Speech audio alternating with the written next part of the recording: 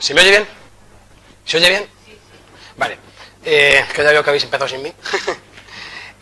Lo que estás preguntando,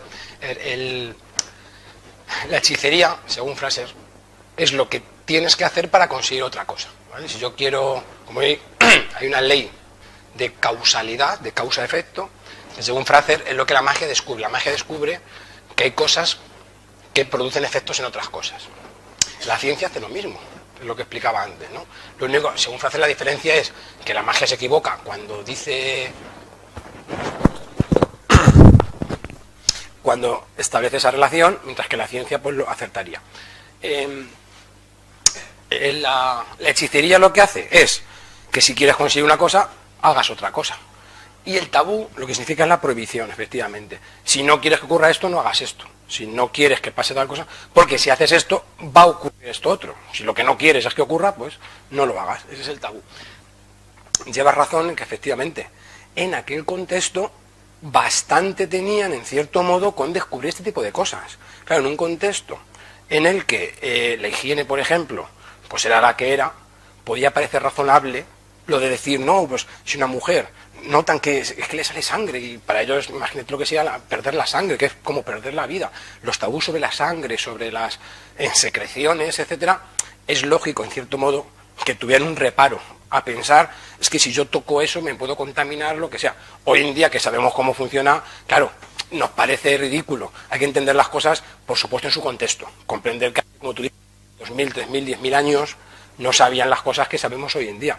Entonces, los ejemplos es verdad que son ejemplos que pone Fraser, pero yo lo que quiero dar a entender es que la idea de tabú o que la idea de magia, en el fondo sigue estando, que está como subyacente. Eso es lo que yo quería explicar con el ejemplo. Esta de aquí, pues hombre, ver una relación entre la red y el pelo y tal y cual, pues aunque pasen 10.000 años, yo creo que incluso en aquella época seguro que había alguien que decía, oye, eso no tiene mucho fuste, seguramente. Otras pueden parecer más razonables, a lo mejor lo que decía de las habas, pues si ellos veían que ciertas personas que comían algunas cosas se ponían malas, pues podía parecer razonable decir, pues mira, no comemos ninguno y ya está, y así eso que nos evitamos, ¿no? De hecho, Fraser dice que la magia es la protociencia, que es como el primer paso, que ellos están dando un buen paso. El error sería quedarte ahí, quedarte en la magia y no avanzar hacia un conocimiento más perfecto, más elaborado, que sería el científico. Andrés, tengo un par de preguntas. Pero dime las fáciles solo. Vale. Hola Andrés, con el tema de la precognición y la adivinación, yo personalmente no creo en ello, pero sin embargo no puedo negar que me ha pasado, y también a gente de mi alrededor, eso que se llaman sueños premonitorios. Algunos muy exactos. ¿Cómo podríamos explicar que nos suceda eso? Vamos a ver, en cuanto a los sueños, es verdad que siempre ha sido algo que de alguna manera al ser humano le ha llamado mucho la atención. El soñar significa que te ves a ti mismo. Y eso, pues hombre, para muchas personas es un poco como que cómo me puedo ver a mí mismo. Y eso da lugar a creencias en el cuerpo astral, en el alma. Hay quien dice que la idea de alma surge del sueño, el verte a ti mismo, el pensar que tienes un doble, el cual puedes ver cuando estás soñando, etcétera. Y es cierto que sobre los sueños hay muchísimo misterio en el sentido malo de la palabra, en el sentido de leyenda, en el sentido de mucha superstición. Con los sueños pasa como con los recuerdos. Los que seáis de aquí de psicología sabréis que los recuerdos no son fotografías, no son vídeos. Cuando tú recuerdas algo, no es lo mismo que cuando ves una fotografía o cuando ves un vídeo. Cada vez que recuerdas algo, estás reelaborando ese recuerdo. De modo, con los sueños pasa igual. Cuando tú recuerdas un sueño, en el fondo lo estás reelaborando, y en esa reelaboración influye el conocimiento posterior.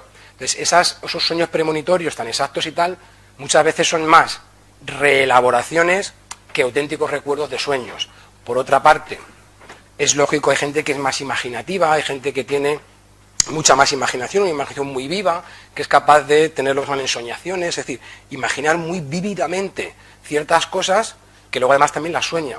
Y en ese sentido muchas personas son capaces de, pues por ejemplo, si mañana tengo que ir a clase y yo me puedo imaginar que voy a ver a tal persona, que me va a decir hola, y luego eso puede que ocurra.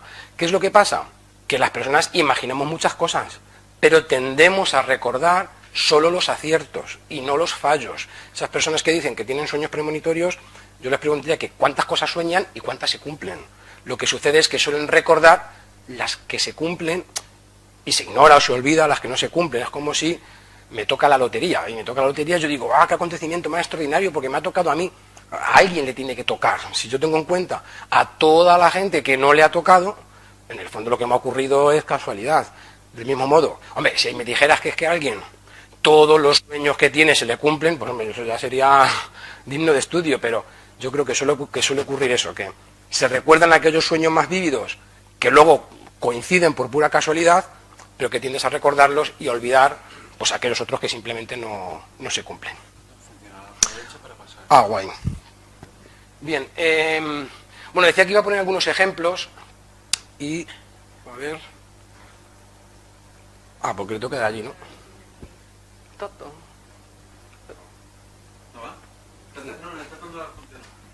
Vale, porque eso es la de aquí. Pudiendo hacerlo con la mente, no sé para qué tenéis estas cosas. Bueno, teníamos ejemplos tabúes y tal. Bueno, ejemplo de los tabúes, ¿no? Que algunos tabúes pueden tener cierta base más o menos sensata, otras, no usarás ropa tejida con 2 hilos de 2 clases. Pues hombre, eso parece que no tiene... Porque, fijaros lo que dicen, no aparearás en tu ganado 2 bestias de diferente especie. Pues tiene sentido. O sea, ese tabú, no aparear a, pues yo que sé, a un caballo con un perro, pues parece que tiene sentido. No sembrarás en tu campo con 2 clases distintas de grano. Puede tener también cierto sentido. Es decir, si estoy plantando trigo, pues no le ponga, yo que sé, otra cosa. Sin embargo, por el parecido, por la ley esta mágica de la homeopatía, como se parecen las cosas, pues tampoco tejas ropa con 2 clases de hilo distinto. Pues eso a lo mejor tiene menos sentido. Es el pensamiento este mágico de como una cosa funciona aquí, automáticamente la paso a que funcione aquí. O no raparse el pelo, no hacerse tatuajes, no hacerse no sé qué. No, pues son ciertos tabúes que por algún motivo tenían y que no se permitían, ¿vale? Si alguien siguiera a rajatabla literalmente los pasajes de la Biblia, pues no podría tener tatuajes, porque según esto, pues, por lo menos los israelitas y los... me iba a ir para allá, teniendo de mano. No lo podían hacer. En cuanto a la magia contaminante, los ejemplos que ponía antes eran sobre todo de magia homeopática. En cuanto a la magia contaminante, también hay muchísimos ejemplos. En el pensamiento antiguo, el pensamiento mágico, hay un horror terrible al contagio, que es explicable teniendo en cuenta que en aquella época muchas muertes tenían que ser, pues, efectivamente por contagios, por tomar alimentos podridos o en malas condiciones, tocar pues, cadáveres o alimentos, cosas que están putrefactas, bacterias, virus. Es normal que en aquella época el miedo al contagio estuviera muy extendido y en el mundo antiguo hay un montón de ejemplos de el horror a la contaminación, el horror a que te puedas contaminar con cualquier cosa, es decir, que la cosa contaminada de alguna forma mágica también pase a ti. Y decía que, por ejemplo, claro, lo contrario sería la purificación, por eso también existen en las religiones antiguas muchos rituales de purificación, que sería la hechicería que se supone que corrige a la magia contaminante. Yo me he contaminado de algo, pero también hay una magia que me purifica o que me quita esa mancha. En el cristianismo, el bautismo no deja de ser también una forma de lavar el pecado. De hecho, el pecado original se entiende con la metáfora de la mancha. Es como una mancha, es como una suciedad que se quita con lavando. Y en las religiones hay muchos rituales de purificación. Cada vez que una persona enfermaba, tenía la menstruación o tenía un hijo, pues había un ritual correspondiente para limpiarlo. Aquí he copiado otro texto también del Antiguo Testamento. Este sería el texto entero. No lo vamos a leer porque he puesto aquí un gráfico para que podamos entenderlo. Esto es lo que el libro de Levítico establece de ritual de purificación después del parto. En el Antiguo Testamento, bueno, Dios a través de Moisés, en el libro de Levítico, establece las normas que deben seguir los israelitas cada vez que tengan un hijo, cada vez que tienen un hijo, la mujer queda impura. Entonces necesita un ritual de purificación. Si es niño, si ha nacido un niño, el tiempo de inmundicia, el tiempo que la mujer va a estar impura son 7 días, si es niña son 14 días, y el tiempo que necesita para purificarse son 33 días. Si es niña, son más tiempo, son 66 días. Y en caso, y como luego tiene que expiar lo que ha ocurrido, si la mujer tiene suficiente dinero, tiene que sacrificar un cordero y una tórtola. Si no tiene suficiente dinero, basta entonces con que sean 2 tórtolas. El pasaje lo he puesto porque también me parece curioso también la mentalidad machista que podemos ver en el texto. Es decir, se supone que es peor tener una hija que tener un hijo. De hecho, la purificación y la inmundicia dura más, la contaminación, en el caso de la chica que en el caso del de un chico. Eso llega también a la cultura cristiana. De hecho, hay una fiesta que es la purificación de María, ¿no? Que en el calendario cristiano, en el calendario festivo cristiano, se celebra la purificación de María, que es cuando la Virgen María cumple precisamente con este precepto. Ella tiene al niño Jesús y ella cumple a rajatabla con el mandato que dice en el Evangelio de Lucas.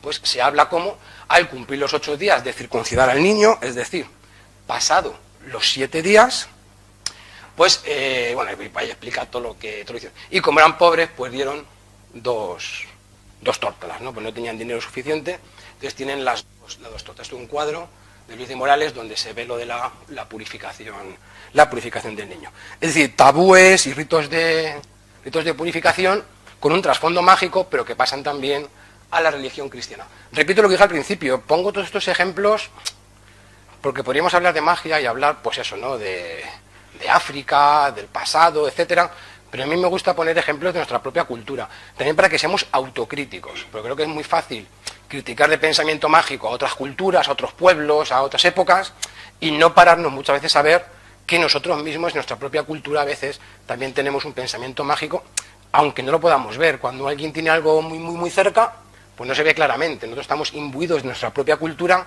y a lo mejor nos cuesta ser críticos y puede que digamos, pues vaya lo de la cultura, no sé cuántos, qué cosa más absurda que hacen. Ya, pero es que a lo mejor tú en tu cultura también estás haciendo algo parecido y no te das cuenta precisamente porque tú estás dentro de tu cultura. Es otro ejemplo de magia contaminante. Hay un pasaje en el Evangelio, no sé si lo he puesto el texto, que es el de la mujer que tenía hemorragias. En el Evangelio de Lucas se dice que una mujer que tenía hemorragias había escuchado que Jesús iba curando enfermos y lo que ella hace, hay una multitud, ella no se puede acercar, no puede hablar con Jesús, y lo que ella hace es que le toca el manto.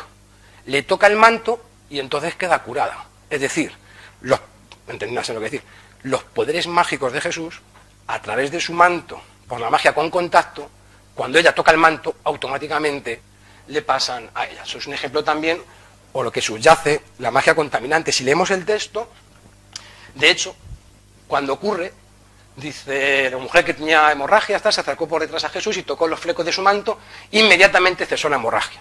Jesús preguntó, ¿quién me ha tocado? Él nota como que se le ha escapado el poder y dice, ¿quién me ha tocado aquí? Claro, dice, los discípulos le dicen, maestro, esto es una multitud, estamos apegotonados a saber quién te ha tocado, ¿no? Y dice, no, dice, alguien me ha tocado porque he sentido que una fuerza salía de mí. Y Jesús dice, si esto lo pusiéramos en el lenguaje mágico, sería como decir, mi magia ha salido de mí y alguien me ha tocado, alguien ha hecho algo por la cual mi magia le ha salido. Y luego en los Hechos de los Apóstoles vemos que hacían lo mismo, es decir, que se curaban aplicando pañuelos, dice, por intermediación de Pablo, Dios realiza milagros poco comunes, hasta tal punto que el aplicarse sobre los enfermos pañuelos o lienzos que habían tocado el cuerpo de Pablo, los curaban. De nuevo la magia por contacto. Bastaba que San Pablo tocara un pañuelo y si luego ese pañuelo se lo ponían a alguien encima, esa persona se curaba. Entonces de nuevo la magia por contacto que se transmite desde Pablo hasta su pañuelo, de su pañuelo pasa directamente al enfermo. Esto que pone aquí la física de la magia, porque Fraser usa esa expresión, habla de la física de la magia, con comillas, y dice, pero claro, ¿cómo se entiende esta magia simpática? ¿Cómo ocurre que o bien por parecido o bien por contacto se transmiten esos poderes mágicos? Dice Fraser que la física de la magia, por entender cómo pensaban antiguamente, que se supone que como todo está conectado con todo, lo que decíamos antes, todo está, vivimos como en una especie de éter mágico por el cual pueden fluir los poderes. Hoy en día diríamos las energías. Hay gente que cree en esto mismo, que cree como que hay energías que van por ahí fluyendo y que de alguna manera se pueden canalizar, se pueden orientar, etcétera, ¿no? Esta es otra texto igual, esto lo podemos saltar. Y como os decía, bueno, hay otras teorías, ¿vale? Hay otros antropólogos que vienen a decir, bueno, pues cosas distintas. Fraser lo que dice es que el pensamiento mágico, bueno, pues que es primitivo, pero que es una protociencia.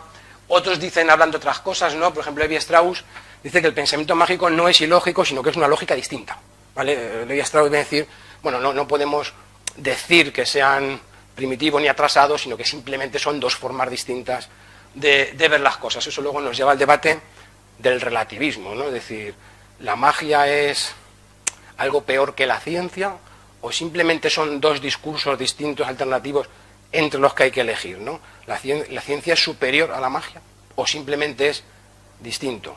Un chamán, un hechicero, ¿es el equivalente a un científico, pero axiológicamente igual? ¿O podemos decir con propiedad, no, el científico lo que hace es mejor, más seguro, más correcto, más acertado, que lo que hace el chamán, el hechicero o el curandero? Pues eso sería un debate, ¿no? ¿Hasta qué punto son dos discursos iguales en valor, aunque distintos en contenido, o si pensáis que no, que uno es claramente superior al otro? Mi perspectiva está clara, o sea, yo creo que el científico es mucho mejor que el curandero, que el chamán o que el adivino. En la magia también tiene un papel muy importante las palabras, el lenguaje mágico, ¿no? De hecho, las religiones suelen reflejar este componente mágico cuando hablan de que, por ejemplo, Dios crea el mundo a través de la palabra, ¿no? Y dijo Dios y se hizo, y dijo Dios y se hizo. Durante los 6 días que Dios crea el mundo, porque al séptimo descansó, siempre empieza diciendo, y dijo Dios y se hizo no sé qué, y dijo Dios y se hizo no sé qué, ¿no? En los textos mesopotámicos hinduistas viene a ser la misma idea. El Evangelio de San Juan ya empieza diciendo en el principio era el verbo, luego es la palabra, ¿no? Esta relación entre la palabra y de alguna manera el poder, la magia.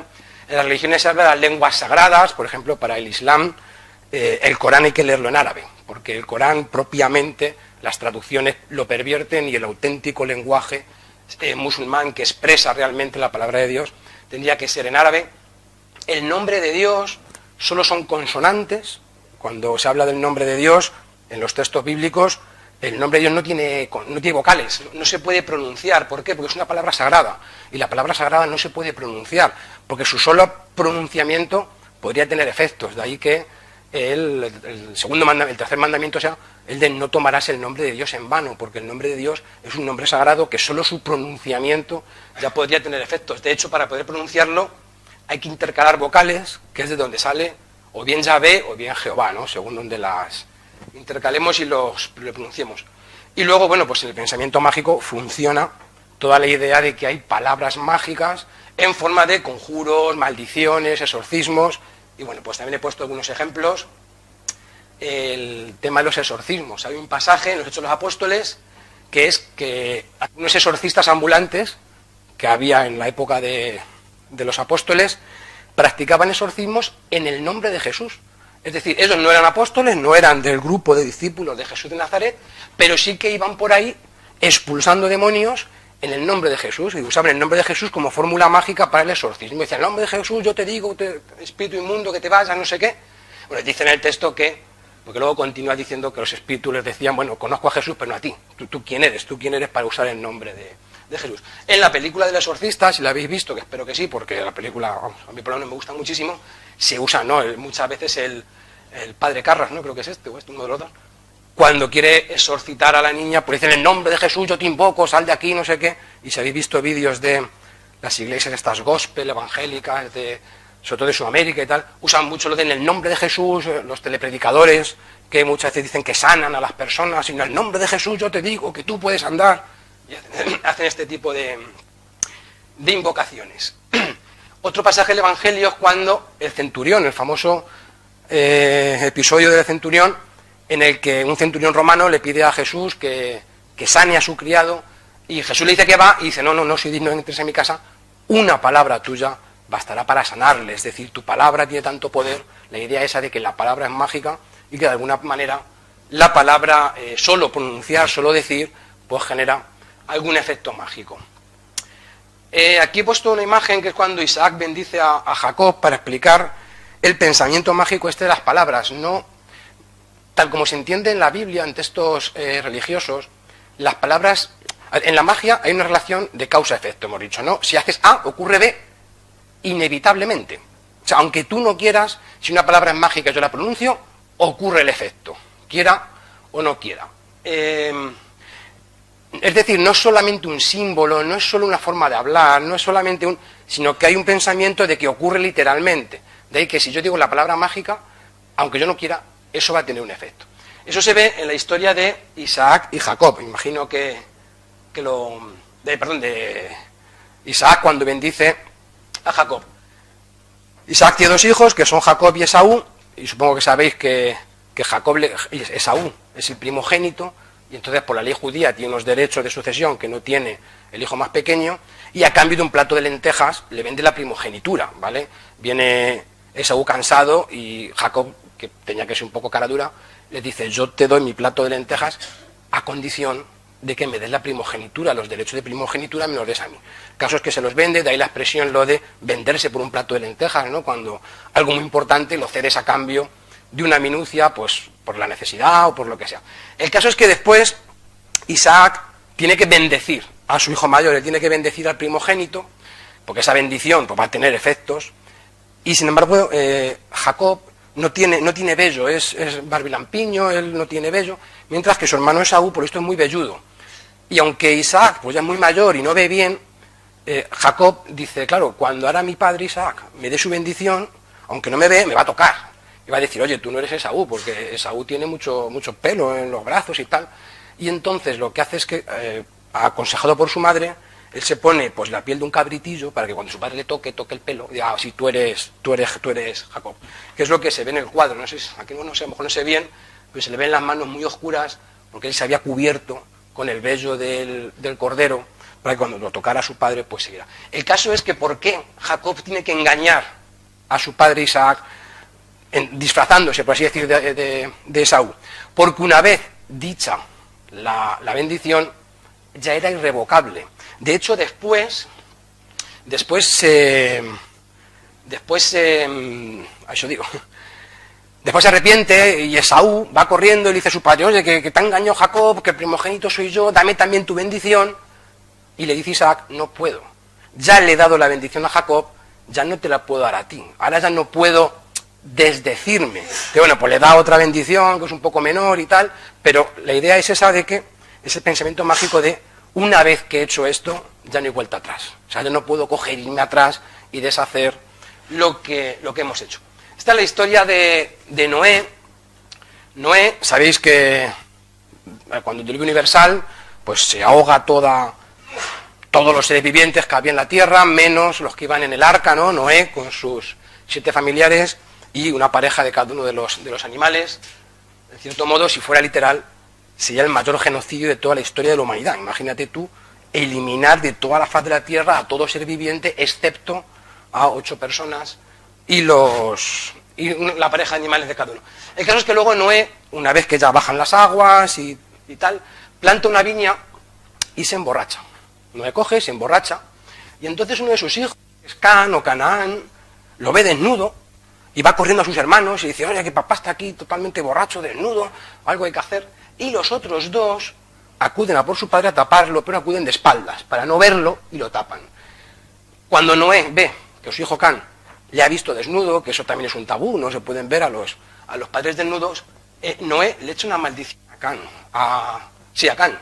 Él le maldice y le dice que él será esclavo de sus hermanos. Dice: y Canaán será esclavo de sus hermanos. Según la Biblia, de Sem descienden los pueblos semitas, que sean los judíos y los árabes, de Jasef los indoarios, que sean los europeos, y de Can descienden los africanos, que dice que son esclavos de los otros 2. Entonces hay quien ha visto aquí en esta profecía una justificación del racismo, de la esclavitud hacia las personas africanas, ¿no?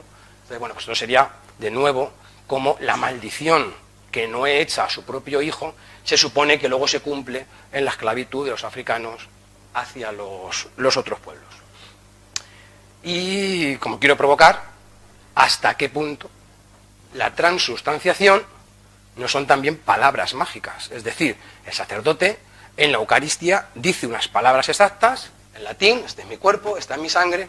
Justo en ese momento se produce un milagro o un acto mágico, luego lo diremos después, ¿no? Los milagros, en cierto modo, no son magia, solo que con otra palabra.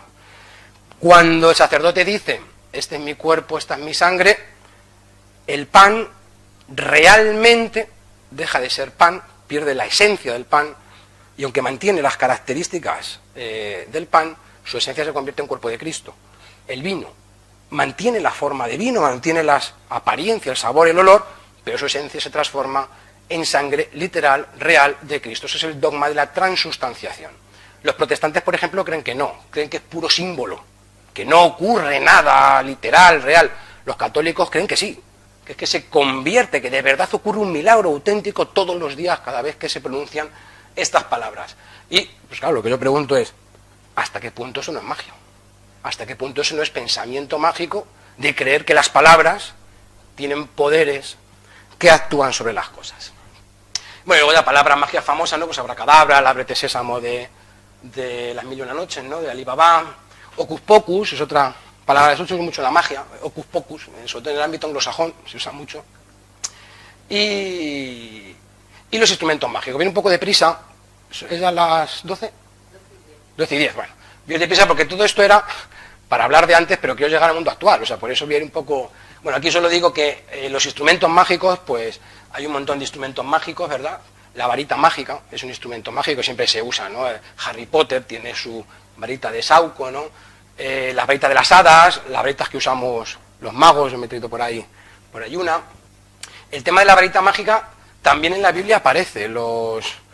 Hay un pasaje que es este, dice, y el Señor, eso es cuando Dios se aparece por primera vez a Moisés y le dice pues que quiere que libere a su pueblo tal y cual.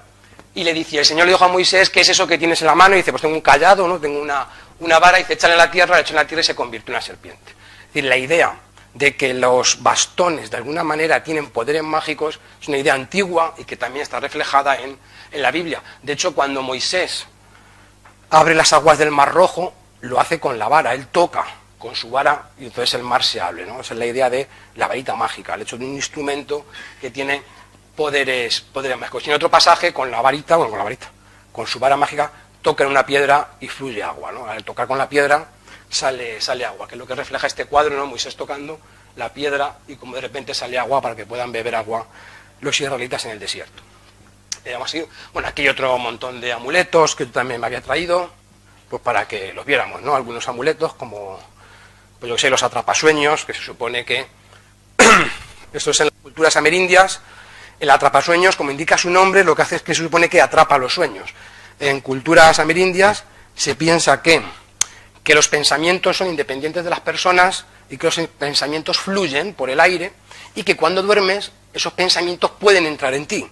Si son malos pensamientos, tienes pesadillas; si son buenos pensamientos, tienes sueños agradables. Se supone que el atrapasueños es un amuleto con el poder mágico de atrapar a los sueños malos para que no tengas pesadillas y que solo deja pasar a los sueños buenos, pues para que duermas bien, para que tengas, bueno, pues unos sueños agradables, etcétera. En muchas casas veréis que hay herraduras, pone que hay buena suerte, piedras mágicas, muchas culturas usan ciertas piedras, pues como a modo de amuletos, de atraer la suerte. El pentagrama, pues se ha usado muchísimo en la magia, la idea del pentagrama. El pentagrama me hace gracia porque se supone que si le pones un círculo y ves que invocas al diablo, se supone que el diablo aparece, pero el diablo, ¿qué le pasa cuando aparece aquí? ¿Alguien lo sabe? Que el diablo no puede salir. Tú dibujas aquí un círculo con el pentagrama, invocas al diablo, el diablo aparece, pero no te puede hacer ningún daño porque él no puede salir del pentagrama. Yo creo que gracia porque el ser más maligno del universo, que puede hacer calamidades y monstruosidades, y no puede tocar una línea. O sea, me parece un poco ridículo la idea esa de decir, bueno, pues ¿qué tiene esa línea? Para que no la puedas traspasar. Bueno, pues un montón. Los péndulos, la pata de conejo, bueno, etcétera, ¿no? Amuletos. Claro, pero yo vuelvo de nuevo a la provocación, ¿no? Las estampitas, las imágenes, la cruz, ¿hasta qué punto no funciona tan bien como un amuleto, ¿no? Supone que el vampiro ve la cruz e inmediatamente pues se derrite o le pasa cualquier cosa. ¿Hasta qué punto la religión no incorpora también los elementos de la magia? La imposición de manos es otro elemento que funciona mucho en la magia, el creer que las manos tienen poderes, el creer que las manos irradian algún tipo de poder. También dice que los apóstoles que imponían las manos y curaban a los enfermos, ¿no? Esto ya es al final del Evangelio de Marcos, cuando Jesús le dice a sus discípulos, y ahora tenéis que ir a predicar mi evangelio y os daré el poder de hacer estas cosas para que os crean, entre ellas el de imponer las manos. Y también el propio Jesucristo imponía las manos, ¿no? En algunos de los milagros que él hace, pues él impone las manos y automáticamente provoca la sanación. Hoy en día el Reiki no deja de ser eso. El Reiki o toque terapéutico, es imposición de manos. De hecho, si sabéis cómo funciona, quien hace Reiki no llega a tocar a la persona. Hace así, se acerca mucho, pero no llega a tocar porque se supone que las propias manos ya, de alguna manera, cogen sus energías, canalizan su ki o su chi, o como se llame, los meridianos tal, pero el caso es que no tocan. Se supone que es solamente con lo que irradian las manos. Conclusión, ¿en qué se parecen la magia y la ciencia? Vuelvo a Fraser, según Fraser, en que establecen relaciones causales, universales y necesarias. En eso la ciencia y la magia hacen lo mismo. La diferencia, pues que la ciencia lo hace de un modo metódico, sistemático, crítico, elaborado, mientras que la magia pues, lo hace de un modo intuitivo, sistemático. Entonces habría una diferencia que estaría en la cuestión del rigor o de la sistematicidad, pero en la esencia, en el hecho de querer descubrir relaciones causales, etcétera, la magia y la ciencia, según Fraser, estarían relacionadas y es lo que hace que una sea el antecedente de la otra. Bueno, vamos a pasar. Si la magia teórica es el antecedente de la ciencia, pues la magia práctica, en el sentido de querer controlar la naturaleza, sería el antecedente de la técnica. Voy a pasar los textos. En resumen, la magia establece que existen unas leyes mágicas universales, necesarias. Si tú dices la palabra mágica, funciona a lo que haga, es decir, eso es algo necesario, es algo inevitable, que están por encima incluso de los dioses y de los espíritus. Para el pensamiento mágico, los dioses también están o pueden ser sometidos mediante los encantamientos, mediante la hechicería, etcétera, por sus humanos a través de los hechizos. La religión invierte. La religión, Dios o los dioses, están por encima de las leyes naturales. De hecho, Dios crea el mundo y establece las leyes y Él mismo sí las puede modificar. Dios puede modificar las leyes del universo y eso sería un milagro, ¿no? ¿De qué diferencia hay, por tanto, entre la religión y la magia?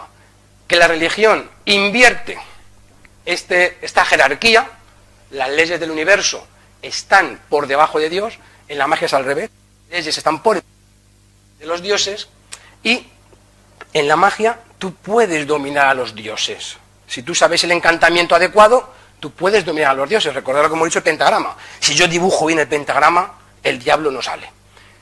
Mientras que en la religión, tú lo que tienes que hacer es la plegaria, es decir, el rezo, intentar agradar a los dioses para que ellos modifiquen esto y te ocurra. Vamos a ver un ejemplo.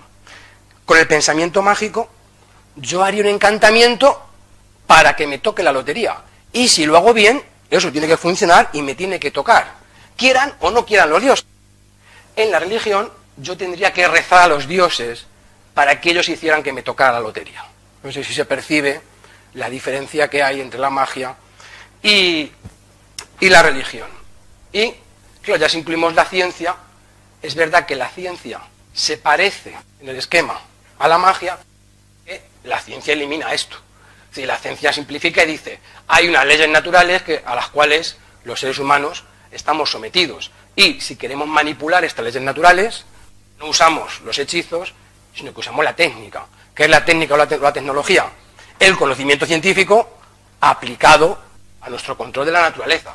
El mago quiere hacerlo mediante los hechizos, así es como quiere controlar a la naturaleza, mientras que el científico lo haría con la técnica e ignorando los dioses, los espíritus, lo sobrenatural, y la religión no. La religión pues mantiene su esquema. Oye, como dije, me podéis interrumpir, es decir, me podéis preguntar, me podéis decir si no estáis de acuerdo, me podéis decir, oye Andrés, eso es una tontería muy grande lo que acabas de decir. Y debatimos y hablamos y de verdad, porque de hecho yo aquí intento provocar y voy a tener que poner cosas más fuertes, a ver si así... bueno, voy a ir pasando los textos. Vale, Fraser luego dice que él piensa que la magia es anterior a la religión, que la religión surge después de la magia. Piensa que en las sociedades primitivas cada individuo era su propio mago, es decir, en las sociedades primitivas todo el mundo era mago, es decir, todo el mundo, si quería tener suerte, pues hacía un hechizo, si se iba a cazar, pues él mismo hacía su propio encantamiento, si se ponía malo, pues él mismo intentaba curarse, ¿vale? Todo el mundo, de alguna manera, era mago, usaba la magia para sus fines particulares. Conforme las sociedades se van haciendo más complejas y aparece la división del trabajo, es cuando dice Fraser que aparece la magia pública. ¿Qué es la magia pública? cuando en las sociedades primitivas se libera a una persona exclusivamente para dedicarse a la magia. Es decir, esa persona ya deja de colaborar en la caza, deja de colaborar en la recolección, se dedica solo al tema de la magia, pero con el fin común. Es decir, él ya no hace magia para su propio beneficio, sino que hace la magia, por ejemplo, pues para toda la tribu, para que toda la tribu pues pueda cazar adecuadamente, para que la cosecha sea buena, etcétera. Entonces aparece ya un especialista que sería el mago público. Y de ahí, dice Frazer, es cuando después va a surgir el sacerdote, ¿vale? Del mago después va a surgir el sacerdote, que es lo que he querido poner con este esquema que intento explicaros. Al principio, en las tribus primitivas no hay división del trabajo.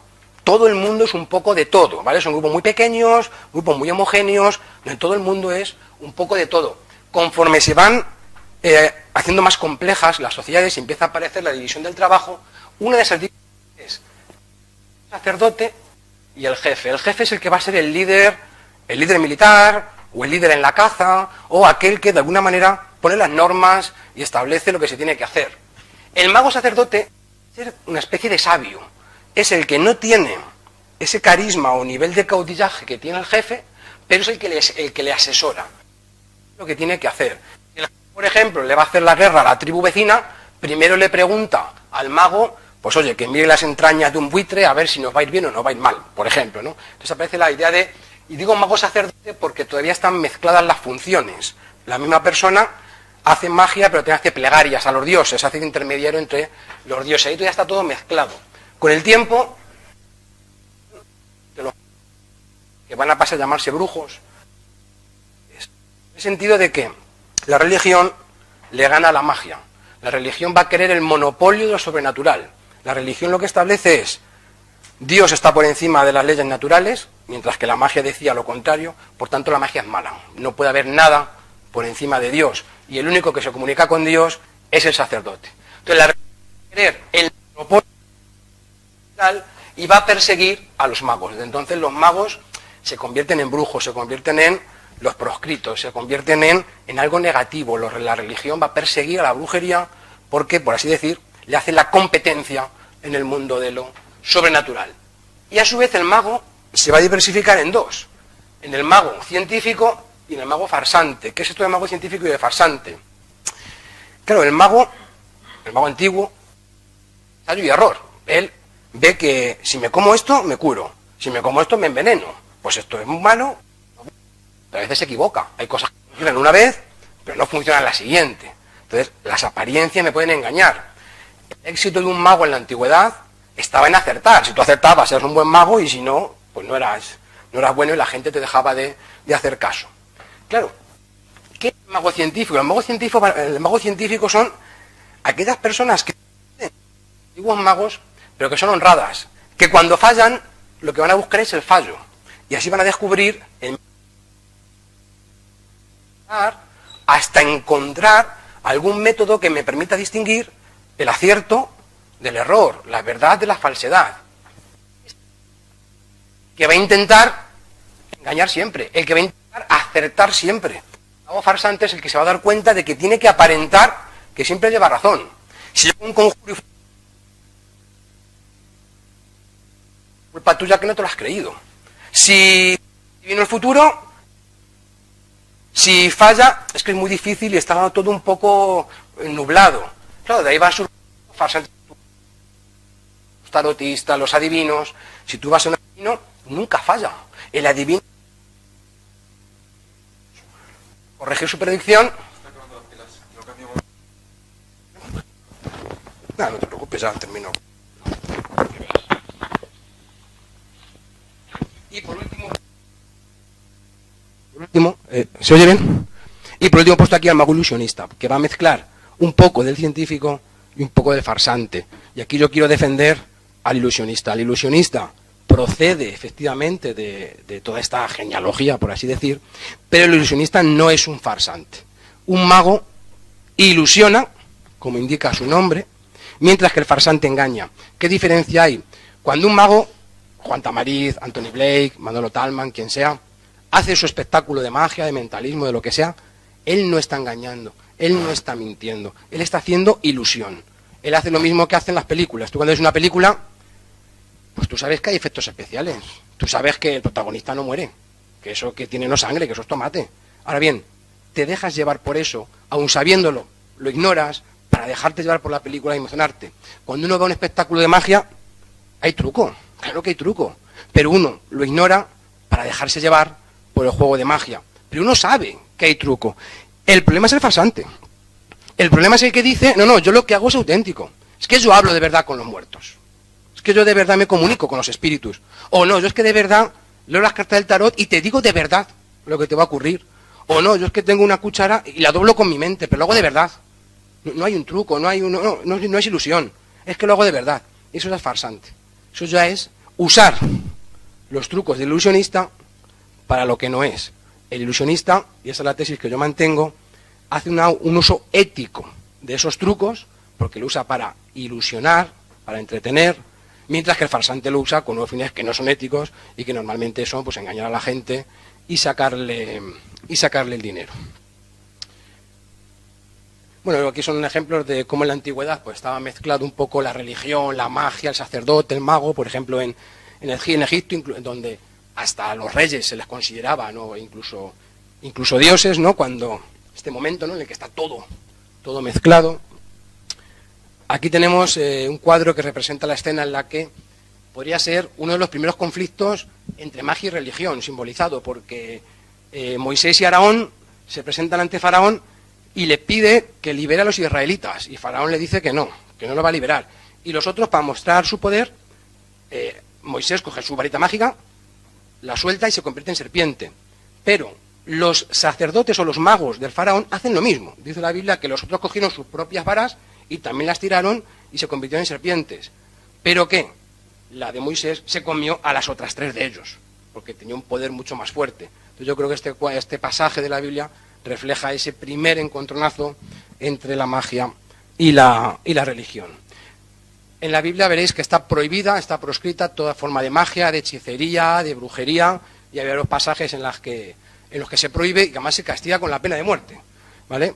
Dice, todo hombre o mujer que llame a los espíritus o practique hechicerías morirá, los apedrearán y su sangre caerá sobre ellos. Es decir, la hechicería está no solo prohibida en la Biblia, sino además castigada con la pena de muerte por lapidación. Hay otro pasaje muy interesante que es el de Saúl y la bruja de Endor, que está también reflejado en este cuadro, y es que Saúl llega un momento, es el rey de Israel, y hay un momento en el que él pierde la gracia de Dios, y ya desesperado, él quiere contactar con el espíritu del profeta Samuel. Y para eso acude una bruja, que es la bruja de Endor, y la bruja de hecho le dice, bueno, él se disfraza porque él, cumpliendo con la orden de Dios, ha ido persiguiendo y matando a las brujas y a las espiritistas, y él se disfraza para que no lo reconozca, y le dice que él quiere contactar con el espíritu del profeta Samuel, y ella le dice, no sea una trampa, no, porque el rey Saúl nos está persiguiendo, nos está matando, no sea una trampa y me quieres aquí pillar. Saúl le dice que no, que de verdad, que no es una trampa y tal, y bueno, luego al final lo descubre y le dice tranquila, que te perdono la vida, que después tal. Y el caso es que es curioso porque, según la Biblia, Saúl habla con el espíritu de Samuel, es decir, la espiritista consigue ponerlos en contacto. La Biblia no niega la hechicería, la brujería, el espiritismo, no lo niega, lo único que lo condena, pero no niega su realidad. Por eso digo, esa relación que hay tan grande entre la religión y entre la magia. No, eso sería el texto, pero lo pongo. Otro mago que aparece en la Biblia es el mago Simón. En los Hechos de los Apóstoles se habla de Simón el mago, que cuando ve que los apóstoles hacían tantos milagros, él quiere su poder y dice, yo quiero hacer como vosotros. Y de hecho él a San Pedro le pide el poder y dice, te pago, dame cuánto quieres y dame ese poder que tienes tú para que yo pueda hacer lo mismo que hacéis vosotros. Y es cuando Pedro le reprende y le dice, no, el poder de Dios no se vende, no sé. De aquí viene la palabra simonía. Simonía es comprar de mala manera algún cargo y viene del mago Simón que quiso comprar el poder que tenían los apóstoles. Por la hora viene un poco más rápido, pero es que, joder, son cosas que me llaman la atención. Otro pasaje muy muy curioso de la Biblia es cuando Daniel con el rey Ciro están en el templo de Bel, que es era un templo en el que unos sacerdotes y tenían unas estatuas de dioses, y les llevaban comida para que los dioses se la comieran, los dioses, las estatuas.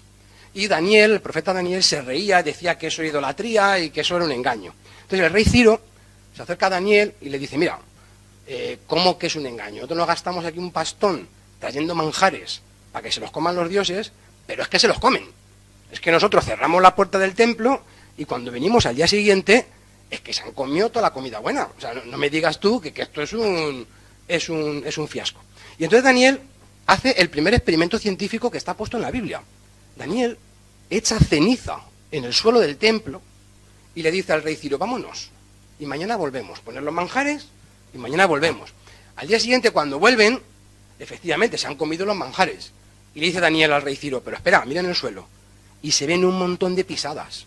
Y le dice, son tus sacerdotes, que por una puerta secreta entran en el templo y se comen toda la comida que traéis. Tus sacerdotes te están engañando. Y entonces el rey Ciro mandó matar a todos los sacerdotes por engañarle, porque se estaban ahí aprovechando de él. Es decir, Daniel muestra un pensamiento muy racionalista. Es decir, hace un experimento y dice, bueno, si de verdad son los dioses los que se comen la comida, no habrá huellas en la ceniza. Pero si son personas, como yo me imagino, de alguna manera tendremos que ver aquí las huellas de cuando ellos pasen, y efectivamente dice que eso es lo que pasó. Bueno, y aquí pues hago esa pregunta, ¿no? Y entonces, ¿qué pensamos de los milagros? ¿Los milagros son magia? ¿Los milagros son otra cosa? A mi modo de ver, no hay diferencia entre un milagro y magia. Un milagro es magia. Un milagro es hacer que las leyes de la naturaleza no funcionen como deberían funcionar. Un milagro es, por ejemplo, el que hizo Jesucristo. A un ciego le escupió en las manos, con la saliva le tocó en los ojos y le curó la ceguera. Si en vez de Jesús pusiera que un chamán amerindio curaba así la ceguera, diríamos, va, eso es magia. Pero si lo hace Jesús ya no es magia. Entonces lo llamamos milagro. ¿Qué es un milagro sino la magia dentro de la religión cristiana? Y esto lo digo para provocar, porque me esperaría saber, pues no sé, si pensáis lo mismo, si pensáis que no, si pensáis que es distinto. Y de verdad, decídmelo tranquilamente, alzad la mano y decirme, Andrés, no, o sí, o lo que vosotros penséis. ¿Cómo hacen los milagros tal? Ya en la propia Biblia, al propio Jesús de Nazaret le acusan de que su poder viene del demonio. Los fariseos dicen, Jesús tiene poderes, pero ese poder le viene del demonio, porque ese es el pensamiento religioso. Para el pensamiento religioso, solo Dios tiene poderes mágicos. Si alguien mal los tiene, le vienen del diablo, le vienen del mal, no pueden venir del bien. Y los propios fariseos le dicen a Jesús, claro, tú tienes poderes por Beelzebú, es el diablo el que te da a ti los poderes. Y es cuando él le responde aquello famoso de, un reino no puede estar dividido contra sí mismo, ¿no? Si yo echo a los espíritus malignos, a los demonios, con el poder del demonio, pues no tendría sentido. Pero la idea es que ya incluso en la propia Biblia se relaciona la magia con el diablo. La idea de que quien tiene poderes mágicos y no es de la religión oficial, eso es porque tiene algún pacto con el diablo. En la Edad Media, esa idea va a estar, o es lo que va a dar lugar a la obsesión por la brujería. Para la religión, la magia, o los poderes, por así decirlo, los milagros, tienen que ver con Dios, lo realiza el sacerdote y los llama milagro. Pero la magia se va a relacionar con el diablo, la va a hacer el brujo y se va a llamar hechicería. Durante la Edad Media, la religión va a buscar el monopolio de lo sobrenatural y va a perseguir la competencia. ¿Cuál es la competencia de la religión? La magia, lo que no se somete al control de la religión y de su clero. Y de ahí la obsesión que va a haber durante la Edad Media por perseguir a las brujas. Aquí no se ve bien, pues no sé por qué, no se le ve bien la idea. La brujería muchas veces se relaciona con las mujeres. Y esto también quería que lo reflexionáramos, porque se relaciona la brujería en el peor de los sentidos siempre con las mujeres, las brujas, ¿no? La idea de bruja, de hecho hoy en día cuando quieres insultar a una mujer le dices, es una bruja, esa idea de que la mujer es mala, ¿no? De que la mujer tiene algo de malo, de perverso. Y se ha relacionado siempre a las mujeres con, bueno, pues con el curanderismo, con el control de las hierbas. Las mujeres que históricamente se le han llamado brujas, pues muchas veces eran eso, magas, curanderas, herbolarias, mujeres que conocían ciertos secretos naturales, bueno, secretos, que sabían que ciertas plantas curan, que ciertas envenenan, y durante mucho tiempo se les ha considerado de brujas. En la Edad Media, en los siglos, media, ya es casi moderna, durante el siglo XV y XVII, sabéis que fue la época de la caza de brujas, hay una obsesión por las brujas. En su libro de la bruja Vallatimo, Manuel Bear dice que hubo 110.000 juicios, que hubo 60.000 ejecuciones y que el 80% fueron mujeres. Es decir, las cazas de brujas principalmente fueron hacia las mujeres. Bueno, eso era la película, ¿no?, de Alex de la Iglesia, que está basada en un sucesor real, ¿no?, que fue la caza de brujas que hubo en Zugarramurdi, a ver si soy capaz de decirlo bien, en la que, bueno, pues hubo muchas mujeres ajusticiadas, y luego también en Massachusetts los juicios de Salem, que también, bueno, pues son famosos, lo de las brujas de Salem, luego también porque ¿cómo se llamaba este escritor del libro? Stephen King tiene también un libro sobre algo así y tal, creo. Esta es la imagen que nos ha llegado de la bruja, ¿no? La mujer esta con aspecto de mujer anciana, fea, verde, ¿no? Bueno, y se ha usado pues en las películas como El Mago de Oz, en Los Simpson, el disco incluso de Mago de Oz, que se conoce como la bruja, bueno, pues tiene esa imagen de la bruja siniestra. También es cierto que esta imagen luego está cambiando hoy en día, ¿no? Hoy en día la brujería parece que ha adquirido un matiz más positivo, ¿no? Hoy en día series como esta, que era mucho más antigua, ¿no?, la de Embrujada, o la más moderna de Embrujadas, o la película de Maléfica, que ha querido dar una imagen distinta de la bruja mala que salía en la película de Disney. Sin embargo, el brujo, la imagen es distinta. Mientras que la bruja tiene ese aspecto tan negativo, el brujo aparece más bien como el sabio. El brujo es esa persona que tiene poderes mágicos, pero que normalmente los usa pues más bien para el bien, ¿no? Y de hecho, por lo menos en la ficción, pues yo que sé, Panoramis en Asterix, o Gandalf, los Merlín, etcétera, siempre tienen esa idea del brujo, del mago, como alguien inteligente, como alguien sabio, mientras que la bruja es mala, el brujo o el mago suele tener un aspecto mucho más positivo. O Harry Potter, ¿no?, que también... Ahora me decían el otro día que ya no está de moda Harry Potter, digo, vaya, hombre, yo que pensaba que Harry Potter estaba... Pero la idea esa del mago, del brujo, es bastante más positiva, ¿no?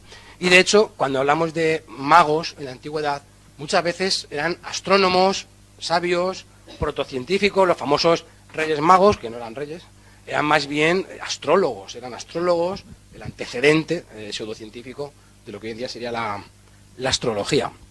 Los alquimistas representan o simbolizan esa idea intermedia entre el que es mago y el científico, el que no acaba de ser científico y tampoco, o sea, se dedica a la magia, la mezcla con la ciencia. Entonces el alquimista es ese que está un poco, todavía no es químico, porque no es un químico, no se puede hablar propiamente de que sea un químico, pero tampoco es un mago en el sentido que estamos diciendo, ya es una cosa intermedia, el que está empezando a manejar el método científico, pero todavía tiene pues el lastre del pensamiento mágico, etcétera, ¿no? Y luego están los timadores y los taúres, es decir, lo que os decía, ¿no? El mago que tiene que acertar como sea, porque si no pierde prestigio, y de ahí pues van a desarrollar métodos de engañar a la gente, y bueno, pues ahí ya van a salir los taúres, los timadores, los trileros, los espiritistas, los farsantes, todo este tipo de gente. El trile, por ejemplo, es una estafa muy antigua. La idea de dónde está la bolita, a ver dónde la muevo, y por cierto, lo advierto, el truco del trile realmente no está aquí. Es verdad que el trilero, la bola está donde él quiere. Aunque tú la veas que está debajo de esta cubilete, puede estar en este perfectamente, porque el trilero, eso lo controla él, y la verdad es que si él quiere vas a ganar, y si no quiere no vas a ganar, pues muy fácil que te parezca. Pero el truco realmente no está en la apuesta. Muchas veces el trilero te deja ganar. El truco, no sé si lo veréis bien, está aquí. Mientras tú estás observando lo que pasa en la mesa, te están robando el dinero. En eso consiste el truco del trilero. En el trile consiste en centrar la atención en la mesa de juego para el compinche por detrás ir robando a los incautos que están ahí a ver si son capaces de engañar al trilero, ¿vale? Entonces, mi consejo es que nunca os dejéis, que nunca os paréis con los trileros, porque van a desplumar. O sea, tú vas a ir con la idea de, seguro que a mí no me engaña, y al final te digo yo que te acaban engañando. Estos magos y farsantes hay algunos que han pasado la historia, que son casi legendarios, ¿no? Por Rasputín, que llegó a ser asesor de los zares, el conde San Germano, Cagliostro, que son personajes, pues eso, eran auténticos farsantes, estafadores, alquimistas, magos, curanderos, juntaban un poco de todo y lo hacían sobre todo pues con su palabrería, con su presencia, engañaban en las cortes, hacían pasar por cortesanos y luego realmente pues eran unos don nadie que iban pues engañando, estafando, etcétera. Y bueno, son personajes que han pasado pues con una historia curiosa. Durante la Ilustración, pues ya cambia toda esta perspectiva, se empieza a criticar pues a lo que es la magia, y tenemos el ejemplo de Voltaire, en España, del padre Feijó, que en sus escritos ya ellos hablan de un modo bastante racionalista y escéptico pues de la magia, etcétera. Bueno, aquí he traído algunos textos, tanto de Voltaire como del padre Feijó, en donde bueno, dicen que no hay sentido en la magia, que eso es producto de la ignorancia, que la Ilustración va a acabar con el pensamiento mágico, lo va a sustituir por el científico, etcétera. Y luego ya, en el siglo XVIII y XIX, aparece lo que hoy en día llamamos la magia moderna. La magia moderna que la inaugura Robert Houdin. Robert Houdin es el primer mago que se viste de smoking, es el primero que se quita todas las parafernalia del mago tipo mago Merlín y ya se viste de otra manera totalmente distinta, se viste como la burguesía de la época, y él ya busca un público ilustrado, que no se crea el tema de la hechicería, etcétera, y él, bueno, pues, de hecho, sus espectáculos los llamaba física recreativa, porque ellos decían que todo lo que hacían tenía un principio científico, tenía un principio natural, que no tenía que ver con la magia. La película del ilusionista hace guiños al personaje de Robert Houdin. Y bueno, pues estos magos van a coincidir con la moda espiritista, porque en el siglo XIX también se pone de moda el espiritismo, aparecen las hermanas Fox, que se inventan todo el tema de los espíritus a través de una broma que ellas hacían. Ellas tenían un sistema de provocar ruidos y le hacían creer a sus padres que eran los espíritus. Y bueno, pues eso ya se crea una bola de nieve, el espiritismo se difunde por todo el mundo y va a haber una moda espiritista. Alan Kardec, pues el que va a hacer luego va a sistematizar el espiritismo ya también mezclado como religión, y eso va a hacer que durante el siglo XIX y el XX haya una pugna entre magos y espiritistas. Tanto el propio Robert Houdin, Maskelyne y otros magos van a desafiar y van a intentar desenmascarar a los espiritistas. En su época hubo un conflicto fuerte entre los hermanos Davenport, que hacían un espectáculo que se llamaba La Cabina Espiritista, en la que ellos entran atados y los instrumentos pues suenan solos, se supone que por los espíritus, y claro, son trucos de magia que ellos desenmascaran. Ellos son los que empiezan a decir pues que la magia no sirve para esto, no sirve para hacer creer en espíritus, en cosas de esas, sino que sirve para entretener y no para eso. Voy un poco rápido. Harry Houdini es el que más se ha destacado en esta desenmascaramiento, ¿no? Pues de los espiritistas. Él estuvo toda su vida empeñado en desenmascarar a los espiritistas, y es curioso porque Harry Houdini y su mujer hicieron un pacto, y el pacto era que ellos iban a convenir en una frase de tal modo que cuando uno de los dos muriera, el otro tenía que ir a los espiritistas y decirle simplemente: contacta con, si moría él, pues contacta con mi marido y que te diga la frase que hemos convenido. Y decían Harry Houdini: si de verdad el espiritismo es cierto y de verdad un espiritista puede invocar a mi espíritu cuando yo me muera, pues yo vendré y te diré: esposa mía, las palabras que hemos dicho son estas. Y como solo lo sabemos tú y yo, esa es la prueba definitiva. Como os podéis imaginar, Harry Houdini murió, la mujer de 10 años fue visitada por varios espiritistas que decían que podían contactar con su marido, y ni uno solo fue capaz de que el espíritu de Harry Houdini le dijera las palabras que habían convenido entre los dos. A los 10 años, ella hizo un acto simbólico, tiene una vela encendida, la apagó y dijo: bueno, me han tenido la esperanza en que a lo mejor, oye, quién sabe, pudiera ser verdad, pero 10 años son suficientes para que mi marido no venga a decirme ya pues que esto no es así. Bueno, esto es un libro de Harry Houdini donde él desmonta pues cómo funciona el espiritismo. Esta foto es curiosa porque aquí está con Conan Doyle. Conan Doyle, imagino que sabéis que es el autor de Sherlock Holmes. Sherlock Holmes es uno de los personajes de ficción pues más racionalistas, más inductivos que hay y tal. Y curiosamente Conan Doyle era todo lo contrario de su personaje, porque Conan Doyle era un auténtico crédulo del espiritismo, de las hadas y de cuestiones paranormales. Entonces es curioso que, y de hecho, bueno, aunque fue amigo de Harry Houdini, luego se enfadaron precisamente por estos temas, porque Conan Doyle estaba empeñado en convencer a Harry Houdini de la verdad del espiritismo. Claro, Harry Houdini le decía que no, que todo eso eran trucos de magia, que eran farsantes. Aquí hay una imagen en la que se ve, bueno, pues no sé si lo veréis bien vosotros, pero Harry Houdini saca el pie del zapato y toca una campana para hacer creer que hay unos sonidos, no sé qué. Es decir, Harry Houdini se dedicaba a explicar a la gente, bueno, pues que el espiritismo simplemente consistía en trucos de magia. Bueno, pasando para adelante, para que en el siglo XX sucede otra cosa, es el auge de la parapsicología. El doctor Rhine, el doctor Zener, bueno, pues elaboran la hipótesis de que existen los poderes mentales, y es verdad que ellos lo investigan científicamente, inventan la baraja Zener, con la que se supone que pues se pone una pantalla, una persona elige una carta y la otra tiene que adivinar qué carta está pensando. Tiene experimentos de este tipo para ver si era posible transmitir telepáticamente el pensamiento, pero solo podemos José Manuel y yo. Ellos no eran capaces, y la verdad es que los experimentos de Rhine fueron un fracaso. Luego encima él intentó manipularlos, se le acusó de mala praxis científica, y hasta ahora nadie ha demostrado que la parapsicología sea algo más allá que un mito. Es decir, nadie ha demostrado que existan los poderes paranormales en condiciones de laboratorio. La parapsicología, a su vez, dio mucho pie a un tipo de magia que se llama el mentalismo, que es el tipo de magia que simula poderes mentales. Ahora bien, he puesto la imagen de Anthony Blake porque me imagino que si digo mentalismo es el principal mentalista en España, el que más hemos visto en televisión, pero hay muchos más, ¿no? Manolo Talman, Greca, etcétera. Hay muchos que se dedican al mentalismo, lo hacen muy bien, son muy buenos magos, pero ninguno de ellos dice que tenga un poder auténtico. De hecho, si recordáis, Anthony Blake dice una frase que me gusta mucho, que es: todo lo que han visto es producto de su imaginación. No le den más vueltas, no tiene sentido. Pero lo que te quiere decir es, vamos a ver, que no he hecho nada auténtico. Aquí hay unos trucos, aquí hay unas técnicas en las que vosotros habéis colaborado activamente, igual que cuando ves una película, pues no te fijas en los actos especiales y te dejas llevar por la trama, y es lo que te ilusiona y tal. Y este es Partagàs, que fue también un mago catalán, que fue uno de los primeros que, pues bueno, que empezó a hacer este tipo de magia, abrió uno de los primeras salas de magia en toda España. Tiene una tienda de magia, se llama El Rey de la Magia, lo tenía. Claro, el hombre ya no está vivo, pero que todavía sigue la tienda, voy a ver si histórica y tal. Bueno, quería ponerlo como pequeño homenaje. Y luego, bueno, pues lo que fue el fraude Geller en los años 70 es que Uri Geller aparece en el programa directísimo de José María Íñigo y hace creer a toda España que dobla cucharas con la mente.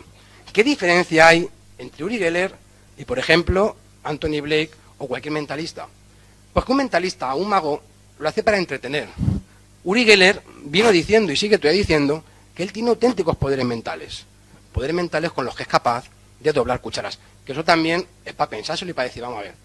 O sea, se supone que tenemos en la mente un 90% ahí sin usar. Un 90% que evolutivamente ahí ha estado inutilizado, pero se va transmitiendo de unas personas a otras, y ese 90% tan impresionante sirve para doblar cucharas. O sea, esa es su función. Para eso tenemos un 90% sin utilizar en nuestra cabeza. Si no tiene sentido, parece ridículo. Parece ridículo que tengamos, que alguien pueda llegar a creer eso.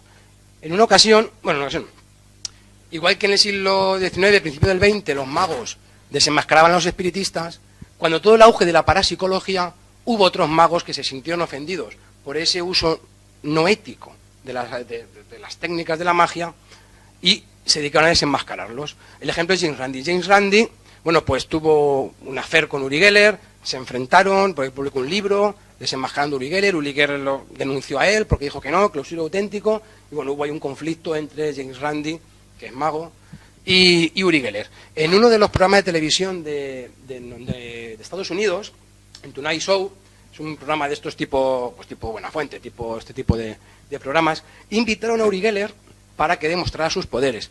Pero el presentador, Johnny Carson, al revés que Íñigo en España, él sí se informó bien. Habló con James Randi y dijo, quiero traer a Uri Geller a mi programa, pero quiero que me asesores, porque este viene a decirnos que tiene poderes y a lo mejor los tiene. Pero ¿qué podríamos hacer para saber si los tiene de verdad o no? Y James Randi le dijo, muy sencillo, ponle unos recipientes totalmente cerrados y opacos, en la mitad pon agua y en la mitad no. Y luego pues mézclalos. Y a ver si Uri Geller con sus poderes mentales es capaz de saber en cuáles hay agua y en cuáles no hay agua. Si aciertan solo la mitad, es puro azar. Si, por supuesto, te dicen los que sí y en los que no, eso es que tiene poderes. Y, por supuesto, no le dejes tocarlos, porque si no, él ya tiene sus técnicas para saberlo. Como os podéis imaginar, Uri Geller no descubrió nada. Y se lo pusieron. El vídeo, he puesto aquí el enlace porque está en internet, bueno, solo busqué botón en YouTube, y se ve cómo se pone nervioso, cómo él pide que le dejen tocar, el presentador le dice, mira, puedes pasar la mano con el reiki que tú quieras, pero tocar no puedes tocar. Él se pone nervioso, él quiere, bueno, dice que no está concentrado, que le ha pillado un poco de improviso, que esto no funciona así, los poderes no van de esta manera. Claro, ahí es cuando él queda totalmente pillado, porque siempre que hay un mago, un escéptico delante, pues este tipo de personas lo pasa mal. De hecho, James Randi tiene una fundación y tiene lo que se llama el reto de Randi. James Randi ofrece $1 millón a cualquier persona que en condiciones de laboratorio demuestre algo paranormal o algo pseudocientífico. Alguien que piense que tiene poderes en las manos de tipo Reiki, alguien que piense que una pastilla mojada en agua es capaz de recordar y de curar, la homeopatía, quien cree en espíritus, quien cree que con la venta dobla cucharas. James Randi ofrece $1 millón a quien en condiciones de laboratorio sea capaz de demostrar eso. Hasta ahora os podéis imaginar que no ha tenido que desembolsar el $1 millón.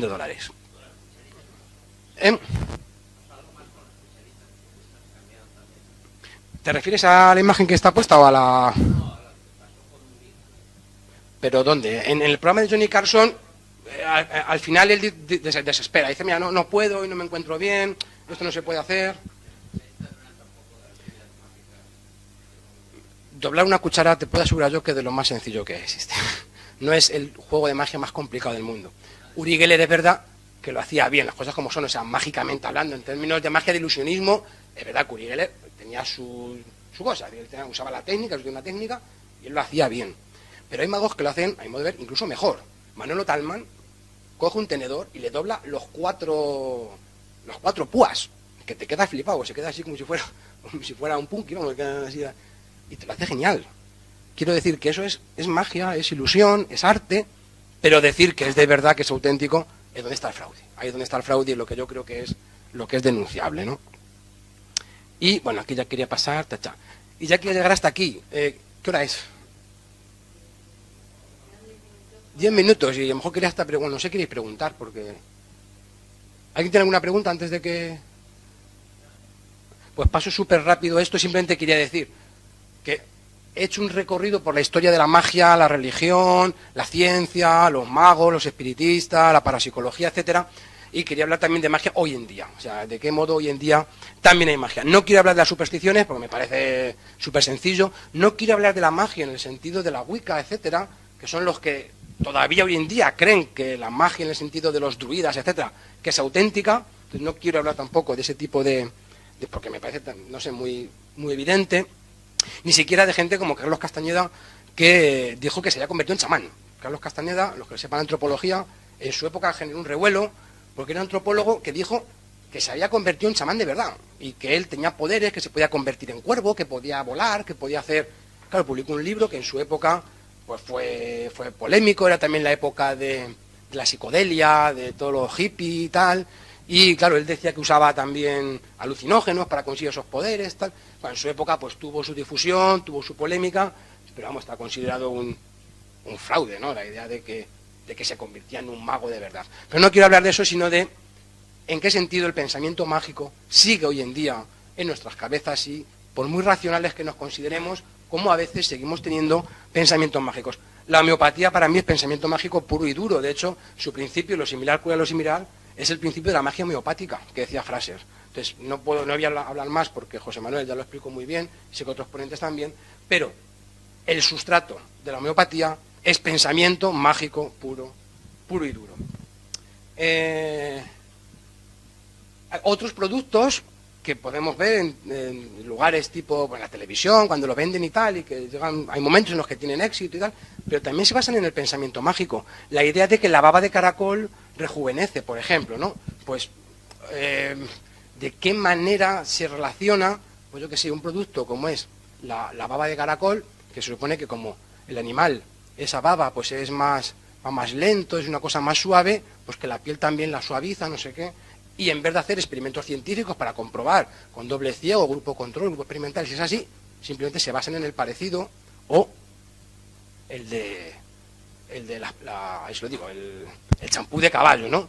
El champú de caballo, claro, como los caballos tienen las crines con ese pelo tan lacio, tan tal y cual, bueno, pues si eso funciona con los caballos, pues también puede funcionar con las personas. La idea es esa forma de buscar la magia homeopática, el que si algo se parece a otra cosa, entonces va a producir el mismo efecto. Pongo con estos ejemplos como ese pensamiento mágico a veces se usa pues en la publicidad, en los productos, en los remedios milagrosos, y funcionan porque tenemos cierta tendencia a pensar de un modo mágico, a pensar que si una cosa se parece a otra, entonces tendrá también sus mismas propiedades. Bueno, hablando de productos mágicos, hubo un tiempo que a los niños les ponían este collar en el cuello. Se suponía que este collar, bueno, pues emitía una serie de que les servía para que los curaba, ¿no? Como que los protegía, no sé qué, no sé cuánto, pensamiento mágico que les ayudaba. Eran perlas de ámbar sintético electromagnético que facilitaba los dientes, que la dentición, que les sean bien los dientes a la vez. Los retiraron porque los niños se ahogaban. O sea, ese fue el motivo. Estos collares al final ahogaban a los niños en las cunas y los tuvieron que retirar. Pero fijaros, la idea es cómo la creencia en productos mágicos, pues al final nos puede llevar a cuestiones perjudiciales. Hablando de bebés, he puesto aquí ahora un fenómeno que está también de moda, que son las doulas. Las doulas no dejan de ser magas o brujas, que se supone, no lo digo en el mal sentido, quiero decir, mujeres que muchas veces sin formación de enfermería, etcétera, asisten a las madres en los partos y bueno, pues con unos planteamientos, según denuncia el Consejo de Sanitarios, con prácticas sectarias. Les acusan de canibalismo porque algunas doulas animan a las madres a comerse el cordón umbilical, por lo que las acusan de canibalismo, porque se supone pues que eso va a generar también un poder mágico, una conexión más íntima entre la madre y el niño. Y bueno, pues el Colegio de Enfermería ha hecho un informe y está bastante molesto con esta profusión de doulas que favorecen pues el parto natural, el hacerlo en el campo ahí con todos los microbios y los bichos, y ya que estás ahí, pues venga, ahí pares. Bueno, pues acusan a la medicina científica de que hace las cosas mal y tal. Bueno, pues ahí hay un riesgo para la salud que el Colegio de Enfermería está denunciando, y las doulas no dejan de ser pues otra forma de pensamiento mágico, en este caso aplicado al tema del parto. Bueno, aquí traía lo que dice el presidente del Consejo de Enfermería, bueno, donde las pone palabras muy duras, hablando de las doulas. Muy rápido, ¿pondréis este jersey? Por algún motivo. Así en principio. Bueno, el otro día le pregunté a mi novia y me dice, no. Digo, hombre, pero tan claro, ¿por qué no? Y me dice, porque es muy feo. Digo, bueno, si es por eso este jersey, cuando se hizo en los experimentos que hizo este señor, Paul Rothstein, está citado por Richard Wiseman, hacía un experimento en la que le decían a los voluntarios que lo había usado una persona con SIDA durante 30 minutos, que después lo habían lavado y que si se lo querían poner. Y la gente decía que no, que como le había tenido una persona con SIDA, que ellos no se lo ponían, pues se les pegaba el SIDA. Científicamente es imposible que se te pegue el SIDA de ese motivo, o sea, no puede ocurrir. Pero de nuevo el pensamiento de la magia por contagio. Es que como lo ha tenido una persona enferma, a ver si me lo va a contagiar a mí, ¿no? Yo no quiero saber nada de ese jersey. Y aquí todavía puede tener cierto sentido, en el sentido de que, bueno, como es una persona enferma, pues yo qué sé, que la gente no sabe cómo van las enfermedades, y oye, y si me lo transmite a mí. Pero más grave es que les decían a las personas que el jersey era de un asesino en serie y tampoco se lo querían poner. Y eso es pensamiento mágico. Claro, que uno es un asesino en serie, no se te va a pegar a ti porque te pongas su ropa. Y sin embargo, en los experimentos, la gente rehúsa ponerse un jersey que haya tenido un asesino. Este pensamiento es el que estuvo en la polémica de Mariló Montero. Acordaros cuando los trasplantes, aquel caso en el que, si no recuerdo mal, bueno, pues un chico mayor había, creo que matado a una chica menor, lo había secuestrado y tal y cual. El caso es que luego se suicidó él. Y como sus órganos los iban a trasplantar, claro, Mariló Montero se preguntaba que a ver si al donar el órgano de un asesino y trasplantarlo a otra persona, que le iba a trasplantar también, de paso, la maldad del asesino. Como digo, fue polémica, la criticaron muchísimo por haber hecho eso, porque claro, puede generar un rechazo a los trasplantes con lo necesarios que son hoy en día. Y bueno, la propia Mariló Montero, ya que estamos, promocionaba el limón para curar el cáncer. De nuevo también pues fue polémico el dar esa falsa esperanza a las personas desesperadas por el cáncer y que les ofrecen remedios mágicos. Voy a ir pasando por aquí. El rechazo que hay a todo lo científico, lo tecnológico, lo transgénico, lo manipulado por el ser humano, etcétera, eso también tiene parte de pensamiento mágico, la idea de que me contamino, que de alguna manera me contamino. Los transgénicos nos contaminan. Los transgénicos pueden ser buenos, pueden ser malos. Es decir, ahí puede haber un debate sobre si están bien, si están mal, si Monsanto hace esto, Monsanto hace lo otro, que es un debate económico. Pero, científicamente hablando, los transgénicos no producen ningún daño. Uno no se envenena por comer maíz transgénico. puede que estén mal por otros motivos, pero si el motivo es la toxicidad, ahí no hay debate. No es un alimento tóxico, es decir, no es un alimento que por ser transgénico mi salud empeora. Puede que los podamos rechazar por otros motivos, pero si el motivo es ese no, porque eso es un motivo mágico. Es decir, el alimento por ser transgénico no me contamina, no me introduce algo del tipo magia contaminante. Lo mismo podemos decir de la tecnofobia, el miedo a las antenas. Las antenas me contagian, me transmiten de algún modo mágico alguna cosa. Bueno, sabéis que hace poco en el Parlamento Europeo Pablo Iglesias ha llevado lo de el tema de la hipersensibilidad electromagnética, que no sé si algún otro ponente ha hablado de esto, y bueno, no es cuestión aquí de seguir. El niño de Olot, de nuevo, ¿no? La idea de no querer vacunar a los niños por miedo a que de alguna manera se vuelvan autistas, se contagien o lo que sea. Aquí el problema está en el falso dilema. Claro, la pseudociencia contrapone lo natural a lo artificial. Lo natural es bueno, lo artificial es malo. Pero claro, eso se llama, en filosofía decimos que eso es un falso dilema, porque no todo lo natural es bueno, el veneno de serpiente no es bueno, ni todo lo artificial tiene que ser malo. La penicilina es artificial y sin embargo es buena. La forma de entenderlo bien es que hay cosas naturales que son buenas, hay cosas naturales que son malas, hay cosas artificiales que son buenas y cosas artificiales que son malas. Es decir, no podemos tener un pensamiento dicotómico de bueno y malo, mientras que el pensamiento mágico favorece esa idea de que o es bueno, natural es bueno, y si es artificial es malo. Bueno, la homofobia, ¿no? Es otro prejuicio. Mucha gente no se quiere ni juntar con homosexuales, pero alguna vez yo que hasta he escuchado es que a lo mejor me lo pegan, pero vamos, la homosexualidad no salta, tío. O sea, eso no se pega. Tú te puedes juntar con un homosexual y tú no te vuelves homosexual. Y los niños tampoco. Los niños criados en hogares homosexuales no se vuelven homosexuales. Existe el pensamiento de que todos los niños nacen homosexuales y algunos, sin embargo, se vuelven... No, perdona. Un niño será homosexual o será heterosexual. Y vivir en un contexto familiar heterosexual u homosexual no te vuelve de ninguna de las maneras. Ana Botella dijo aquello de, no, esto es un tema que lo que diga la ciencia. Bueno, pero es que la ciencia ya se ha pronunciado.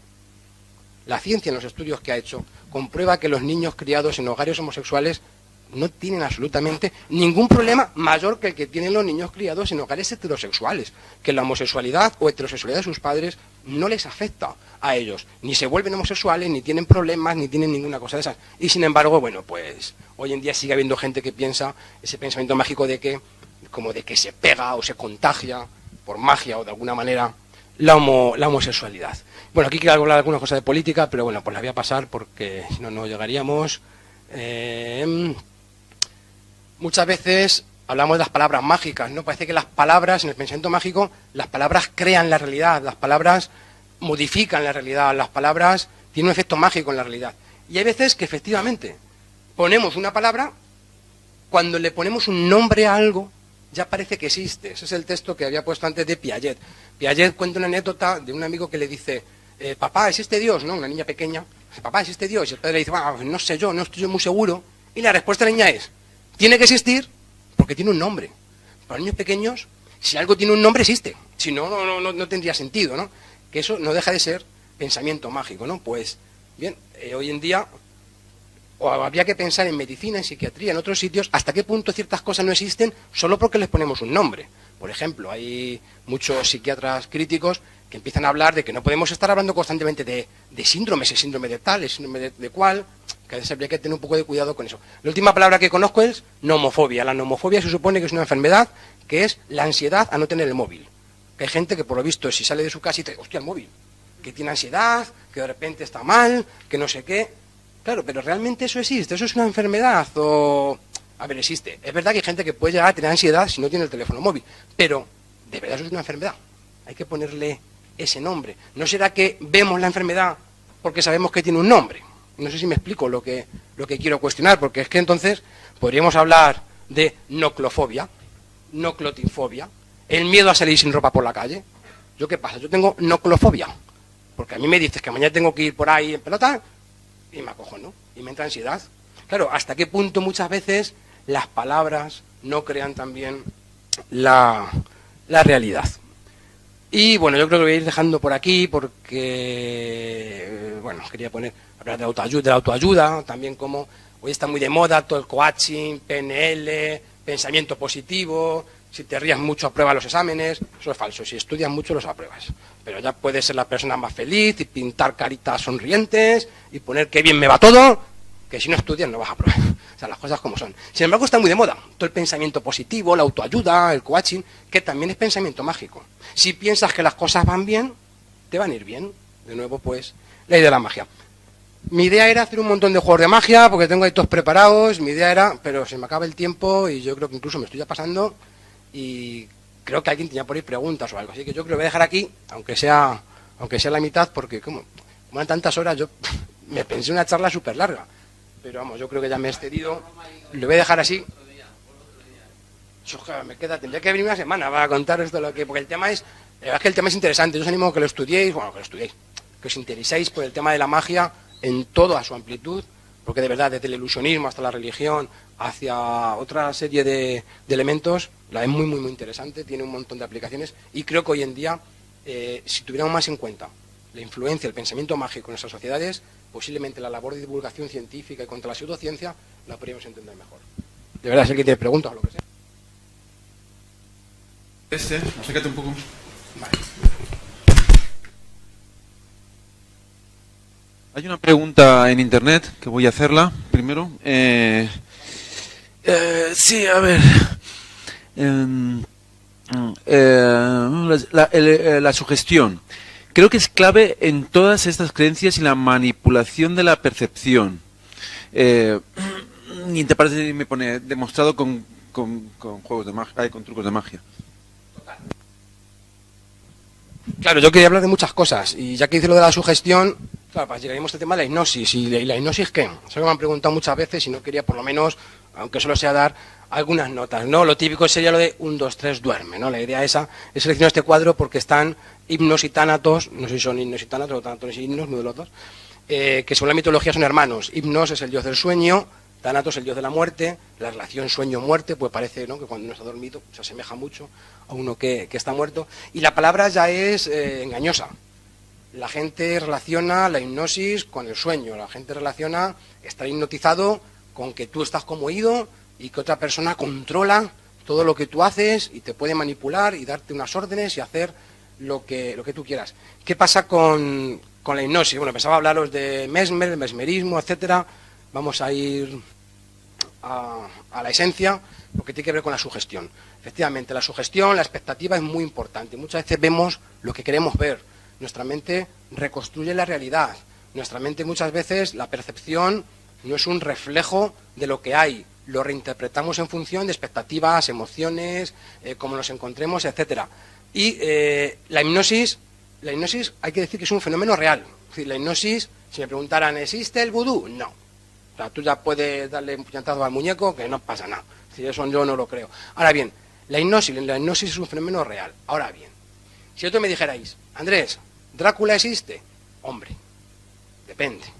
Si por Drácula me preguntas, por el conde Blas Tepes, que vivía en Rumanía y que empalaba a los turcos, sí, existió ese señor. Pero si por Drácula me preguntas, un señor que por el día duerme en un ataúd, por la noche se convierte en murciélago y que le muerden el cuello a la gente, no. Ese Drácula no existió. Depende de lo que entendamos por Drácula. De la misma manera, ¿la hipnosis existe? Depende. Si por hipnosis te refieres a que yo ahora cojo y digo a una persona, mírame fijamente, duérmete y ahora coge una pistola y mañana vas a matar al presidente de Estados Unidos, no. O sea, eso no. Eso es mito. Ahora bien, la hipnosis, en el sentido científico de la palabra, sí existe, sí es un fenómeno real, incluso se estudia científicamente. ¿Qué es lo que pasa? Que hay muchos mitos relacionados con la hipnosis. De hecho, el problema de los médicos, los psicólogos, que usan la hipnosis en el conjunto de sus terapias, el primer problema que tienen es tener que desmitificar al paciente lo que van a hacer con él. Cuando un psicólogo viene una persona con un problema y le dice el psicólogo, pues mira, esto se puede tratar, entre otras cosas, con hipnosis, el primer problema es que el paciente lo primero que dice, que me vaya a hipnotizar, no me mires los ojos. Claro, hay que desmitificar y el hombre, el especialista, pierde un tiempo muy valioso en tener que quitarle los prejuicios asociados que hay con la hipnosis. Rápidamente, ¿cuáles son algunos? Pero primero, ¿qué es la hipnosis? Es que Aquí tengo la definición de la APA. Dice: un estado de conciencia que implica la atención focalizada y conciencia periférica reducida, caracterizado por una mayor capacidad de respuesta a la sugestión. Hablando en cristiano. ¿Qué quiere decir esto? Una persona hipnotizada está totalmente consciente, no está dormida, ni mucho menos, está totalmente consciente, puede mentir, puede tener falsos recuerdos, porque es una persona que está normal, no le pasa ningún tipo de estado mágico, solo que es verdad que está mucho más susceptible a la sugestión, es decir, a las órdenes que le va a dar el hipnotizador. Pero la persona puede rebelarse contra esas órdenes y la persona puede no cumplirlas si no quiere, porque no está en un estado de bajo control absoluto por parte del hipnotizador. Entonces, ¿es cierto que se puede hipnotizar a una persona? Sí.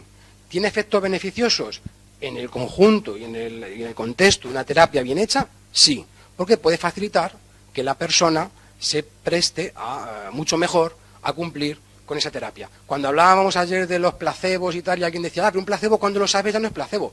Bueno, hay investigadores de la hipnosis, como Kirsch, que dicen que la hipnosis es un placebo, pero es un placebo que no necesita o que no le influye el que sepas que es un placebo, porque la persona se presta a lo que se está haciendo y le sirve en el contexto de una terapia médica o psicológica. La Asociación para el Avance de la Hipnosis Experimental y Aplicada es una asociación que se dedica a estudiar científicamente la hipnosis, yo la recomiendo, y ellos lo primero que hacen es explicar todos los mitos relacionados con la hipnosis. Aquí yo he puesto algunos, pues que es un estado de trance similar al sueño, al sonambulismo, eso es falso, no tiene nada que ver con eso. No es cierto que haya un control total de la voluntad por parte de la persona hipnotizada, que recupera fácilmente recuerdos, eso es falso, cuidado con eso, porque existe la creencia de que una persona hipnotizada recuerda mejor el pasado, lo recuerda igual que una persona normal.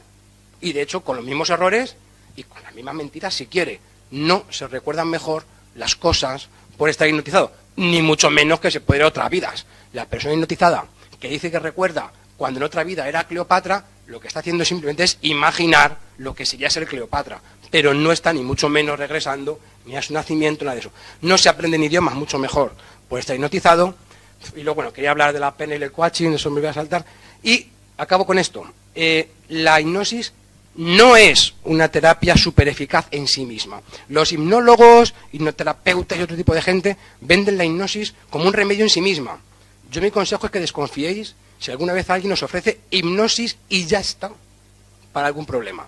La hipnosis, como una técnica más, dentro de un contexto más amplio de terapia psicológica o médica, y si por una persona cualificada para hacerlo, eso es totalmente recomendable, si ese experto considera que ahí viene bien. Es decir, si un psicólogo licenciado con su grado en psicología, si un médico con su formación en medicina, si un odontólogo, porque también se puede utilizar para la odontología, para que sean mejores las operaciones, si un odontólogo con su formación en odontología te ofrece hipnosis, además de otras técnicas que le está utilizando, por ejemplo, si es un psicólogo, te ofrece una terapia cognitivo-conductual y además adjunto a esa terapia una técnica, entre otras, en la hipnosis, totalmente recomendable. Ahora, si una persona que ha hecho un curso de no sé qué, de hipnosis, a saber dónde, te ofrece hipnosis súper eficaz para dejar de fumar, sinceramente, mi consejo, vais a perder el dinero. Vais a perder totalmente el dinero. Ese sería mi consejo. No, era simplemente preguntar que últimamente se está diciendo que el coaching aplicado en la psicología de la salud, el coaching nutricional, el coaching sobre todo para las adherencias al tratamiento, está funcionando mejor que el modelo que llevamos siguiendo hasta ahora de tómate esto y si no te lo tomas te mueres. Que como que se controle la psicología del paciente y se intente explicar lo que se va a tomar y que él decida. ¿Qué opinas sobre esto? Te digo lo mismo que acabo de decir sobre la hipnosis. Es decir, bien es cierto que una buena técnica comunicativa, eso ayuda muchísimo. Si el problema que tiene hoy día la medicina es que un médico, por las listas de espera, por la saturación, le tiene que dedicar a cada paciente menos de un minuto. En un minuto, por paciente, no saben ni su nombre. Cuando él vuelve ni recuerdas qué le pasaba. Mientras que todas las terapias alternativas, lo bueno que tienen es la atención personalizada. Conocen al paciente, saben su nombre, le tratan cariñosamente. Es toda esa emotividad lo que ellos tienen de bueno. Y en ese sentido, el coaching, pues es verdad que coge un poco de aquí, un poco de aquí, un poco de aquí, y puede incluso funcionar, pero igual que la homeopatía realmente funciona. Ahora, el a mí me funcionalismo no tiene nada de científico. Habría que ver a hacer estudios a largo plazo, con grupos, contrastados, para saber si de verdad eso está funcionando o no está funcionando. Entonces, el coaching, pues yo creo que hay buenos entrenadores, que es beca coaching, que realmente saben hacer bien su trabajo, y que luego hay gente, se ha montado un negocio, es el negocio del coaching. Vender títulos a gente que no sabe nada de administración de empresas y que da charlas en las empresas sobre motivación laboral, sobre grupos de trabajo, sobre no sé qué, que al final lo que te venden es solecitos pintados. Ese coaching yo lo critico, por supuesto. Ahora, la idea de ayudar a la gente con buenos consejos y con buenos tal, pero es que eso no necesita el nombre de coaching. Digamos que hay buenos psicólogos, buenos médicos, buenos terapeutas, independientemente de que sepan coaching o no sepan coaching. Entonces yo creo que hay separar lo que sea el grano de lo que sea la paja. La magia contaminante. Es que yo me entra siempre un poco de pánico, terror cuando veo en la televisión estas fiestas de que lo tiran el niño ahí de una masa de personas a la Virgen, o ¿no?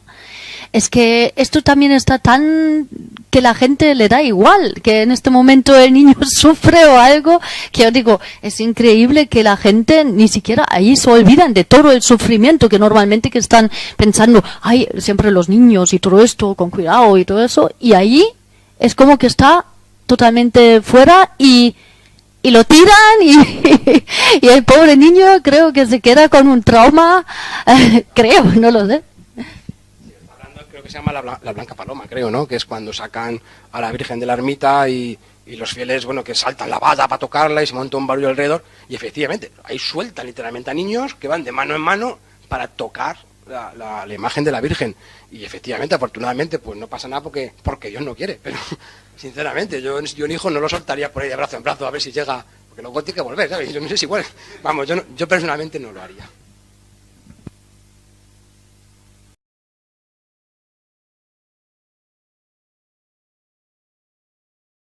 Todos los sueños que tiene se le cumplen, pues hombre, eso ya sería digno de estudio, pero yo creo que suele ocurrir eso, que se recuerdan aquellos sueños más vívidos que luego coinciden por pura casualidad, pero que tiendes a recordarlos y olvidar pues aquellos otros que simplemente no se cumplen.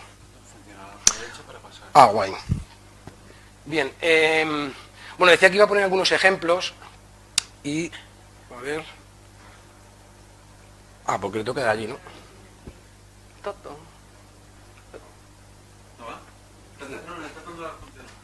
Ah, vale, porque eso es la de aquí. Pudiendo hacerlo con la mente, no sé para qué tenéis estas cosas. Bueno, teníamos ejemplos de los tabúes y tal. Bueno, ejemplo de los tabúes, ¿no? Que algunos tabúes pueden tener cierta base más o menos sensata, otras. No usarás ropa tejida con 2 hilos de 2 clases. Pues hombre, eso parece que no tiene...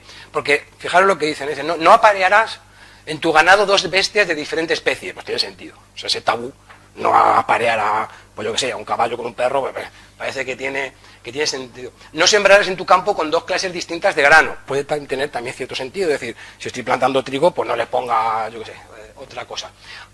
Sin embargo, por el parecido, por la ley esta mágica de la homeopatía, como se parecen las cosas, pues tampoco tejas ropa con 2 clases de hilo distinto. Pues eso a lo mejor tiene menos sentido. Es el pensamiento este mágico de como una cosa funciona aquí, automáticamente la paso a que funcione aquí. O no raparse el pelo, no hacerse tatuajes, no hacerse no sé qué. No, pues son ciertos tabúes que por algún motivo tenían y que no se permitían, ¿vale? Si alguien siguiera a rajatabla literalmente los pasajes de la Biblia, pues no podría tener tatuajes, porque según esto, pues, por lo menos los israelitas y los... me iba a ir para allá, teniendo la mano. No lo podían hacer. En cuanto a la magia contaminante, los ejemplos que ponía antes eran sobre todo de magia homeopática. En cuanto a la magia contaminante, también hay muchísimos ejemplos. En el pensamiento antiguo, el pensamiento mágico, hay un horror terrible al contagio, que es explicable teniendo en cuenta que en aquella época muchas muertes tenían que ser, pues, efectivamente por contagios, por tomar alimentos podridos o en malas condiciones, tocar pues, cadáveres o alimentos, cosas que están putrefactas, bacterias, virus. Es normal que en aquella época el miedo al contagio estuviera muy extendido y en el mundo antiguo hay un montón de ejemplos de el horror a la contaminación, el horror a que te puedas contaminar con cualquier cosa, es decir, que la cosa contaminada de alguna forma mágica también pase a ti. Y decía que, por ejemplo, claro, lo que dije al principio, pongo todos estos ejemplos porque podríamos hablar de magia y hablar, pues eso, ¿no?, de África, del pasado, etcétera, pero a mí me gusta poner ejemplos de nuestra propia cultura, también para que seamos autocríticos, porque creo que es muy fácil criticar de pensamiento mágico a otras culturas, a otros pueblos, a otras épocas, y no pararnos muchas veces a ver que nosotros mismos, en nuestra propia cultura, a veces también tenemos un pensamiento mágico, aunque no lo podamos ver. Cuando alguien tiene algo muy cerca, pues no se ve claramente. Nosotros estamos imbuidos de nuestra propia cultura y a lo mejor nos cuesta ser críticos y puede que digamos, pues vaya lo de la cultura, no sé cuántos, qué cosa más absurda que hacen. Ya, pero es que a lo mejor tú en tu cultura también estás haciendo algo parecido y no te das cuenta precisamente porque tú estás dentro de tu cultura. Es otro ejemplo de magia contaminante. Hay un pasaje en el Evangelio, no sé si lo he puesto el texto, que es el de la mujer que tenía hemorragias. En el Evangelio de Lucas se dice que una mujer que tenía hemorragias había escuchado que Jesús iba curando enfermos y lo que ella hace, hay una multitud, ella no se puede acercar, no puede hablar con Jesús, y lo que ella hace es que le toca el manto. Le toca el manto y entonces queda curada. Es decir, entendíase lo que decir, los poderes mágicos de Jesús, a través de su manto, por la magia con contacto, cuando ella toca el manto, automáticamente le pasan a ella. Eso es un ejemplo también, o lo que subyace, la magia contaminante. Si leemos el texto, de hecho, cuando ocurre, dice, la mujer que tenía hemorragia, se acercó por detrás a Jesús y tocó los flecos de su manto, inmediatamente cesó la hemorragia. Jesús preguntó, ¿quién me ha tocado? Él nota como que se le ha escapado el poder y dice, ¿quién me ha tocado aquí? Claro, dice, los discípulos le dicen, maestro, eso es una multitud, estamos apegotonados a saber quién te ha tocado, ¿no? Y dice, no, dice, alguien me ha tocado porque he sentido que una fuerza salía de mí. Y Jesús dice, si esto lo pusiéramos en el lenguaje mágico, sería como decir, mi magia ha salido de mí y alguien me ha tocado, alguien ha hecho algo por la cual mi magia le ha salido. Y luego en los Hechos de los Apóstoles vemos que hacían lo mismo, es decir, que se curaban aplicando pañuelos, dice, por intermediación de Pablo, Dios realiza milagros poco comunes, hasta tal punto que el aplicarse sobre los enfermos pañuelos o lienzos que habían tocado el cuerpo de Pablo los curaban. De nuevo la magia por contacto. Bastaba que San Pablo tocara un pañuelo y si luego ese pañuelo se lo ponían a alguien encima, esa persona se curaba. Entonces de nuevo la magia por contacto que se transmite desde Pablo hasta su pañuelo, de su pañuelo pasa directamente al enfermo. Lo contrario sería la purificación, por eso también existen en las religiones antiguas muchos rituales de purificación, que sería la hechicería que se supone que corrige a la magia contaminante. Yo me he contaminado de algo, pero también hay una magia que me purifica o que me quita esa mancha. En el cristianismo, el bautismo no deja de ser también una forma de lavar el pecado. De hecho, el pecado original se entiende con la metáfora de la mancha, es como una mancha, es como una suciedad que se quita con lavando. Y en las religiones hay muchos rituales de purificación. Cada vez que una persona enfermaba, tenía la menstruación o tenía un hijo, pues había un ritual correspondiente para limpiarlo. Aquí he copiado otro texto también del Antiguo Testamento, este sería el texto entero, no lo vamos a leer porque he puesto aquí un gráfico para que podamos entenderlo. Esto es lo que el libro de Levítico establece de ritual de purificación después del parto. En el Antiguo Testamento, bueno, Dios a través de Moisés, en el libro de Levítico, establece las normas que deben seguir los israelitas cada vez que tengan un hijo, cada vez que tienen un hijo, la mujer queda impura. Entonces necesita un ritual de purificación. Si es niño, si ha nacido un niño, el tiempo de inmundicia, el tiempo que la mujer va a estar impura son 7 días, si es niña son 14 días, y el tiempo que necesita para purificarse son 33 días. Si es niña son más tiempo, son 66 días. Y en caso, y como luego tiene que expiar lo que ha ocurrido, si la mujer tiene suficiente dinero, tiene que sacrificar un cordero y una tórtola. Si no tiene suficiente dinero, basta entonces con que sean 2 tórtolas. El pasaje lo he puesto porque también me parece curioso también la mentalidad machista que podemos ver en el texto. Es decir, se supone que es peor tener una hija que tener un hijo. De hecho, la purificación y la inmundicia dura más, la contaminación, en el caso de la chica que en el caso de un chico. Eso llega también a la cultura cristiana. De hecho, hay una fiesta que es la purificación de María, ¿no? Que en el calendario cristiano, en el calendario festivo cristiano, se celebra la purificación de María, que es cuando la Virgen María cumple precisamente con este precepto. Ella tiene al niño Jesús y ella cumple a rajatabla con el mandato que dice en el Evangelio de Lucas, pues se habla como al cumplir los 8 días de circuncidar al niño, es decir, pasado los 7 días, pues, bueno, ahí explica todo lo que hicieron. Y como eran pobres, pues dieron dos tórtolas, ¿no? Pues no tenían dinero suficiente, entonces tienen las dos tortas. Esto es un cuadro de Luis de Morales donde se ve lo de la purificación del niño. Es decir, tabúes y ritos de purificación con un trasfondo mágico, pero que pasan también a la religión cristiana. Repito, quedarte en la magia y no avanzar hacia un conocimiento más perfecto, más elaborado, que sería el científico. Andrés, tengo un par de preguntas. Pero dime las fáciles solo. Vale. Hola Andrés, con el tema de la precognición y la adivinación, yo personalmente no creo en ello, pero sin embargo no puedo negar que me ha pasado, y también a gente de mi alrededor, eso que se llaman sueños premonitorios. Algunos muy exactos. ¿Cómo podríamos explicar que nos suceda eso? Vamos a ver, en cuanto a los sueños, es verdad que siempre ha sido algo que de alguna manera al ser humano le ha llamado mucho la atención. El soñar significa que te ves a ti mismo. Y eso, pues hombre, para muchas personas es un poco como que cómo me puedo ver a mí mismo. Y eso da lugar a creencias en el cuerpo astral, en el alma. Hay quien dice que la idea de alma surge del sueño, el verte a ti mismo, el pensar que tienes un doble, el cual puedes ver cuando estás soñando, etcétera. Y es cierto que sobre los sueños hay muchísimo misterio en el sentido malo de la palabra, en el sentido de leyenda, en el sentido de mucha superstición.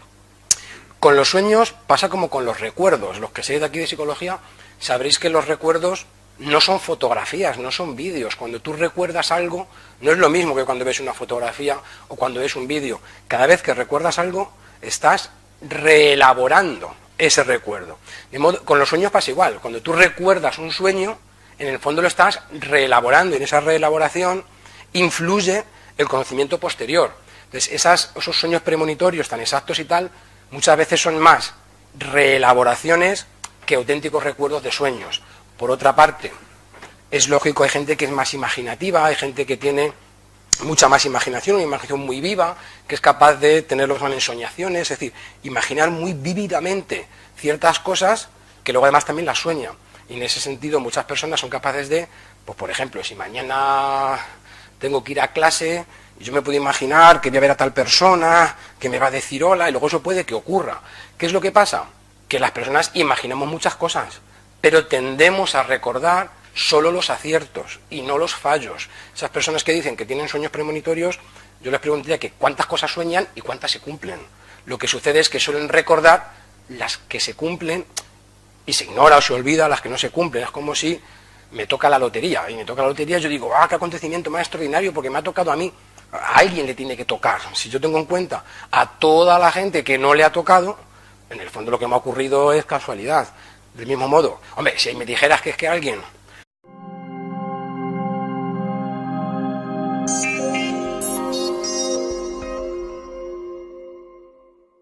¿Se me oye bien? ¿Se oye bien? Vale. Que ya veo que habéis empezado sin mí. Lo que estás preguntando, la hechicería, según Fraser, es lo que tienes que hacer para conseguir otra cosa, ¿vale? Si yo quiero, como hay una ley de causalidad, de causa-efecto, según Fraser, es lo que la magia descubre. La magia descubre que hay cosas que producen efectos en otras cosas. La ciencia hace lo mismo, es lo que explicaba antes, ¿no? Lo único, según Fraser, la diferencia es que la magia se equivoca cuando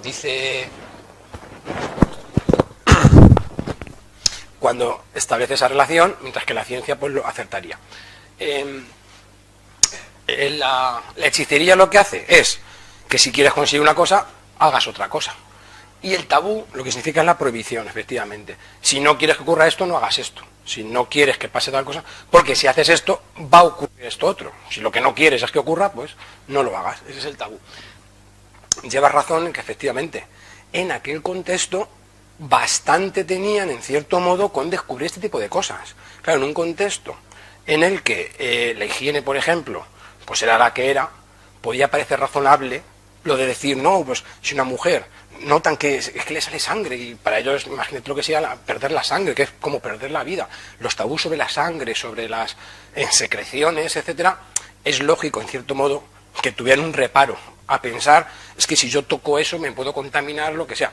Hoy en día que sabemos cómo funciona, claro, nos parece ridículo. Hay que entender las cosas, por supuesto, en su contexto. Comprender que, como tú dices, 2.000, 3.000, 10.000 años no sabían las cosas que sabemos hoy en día.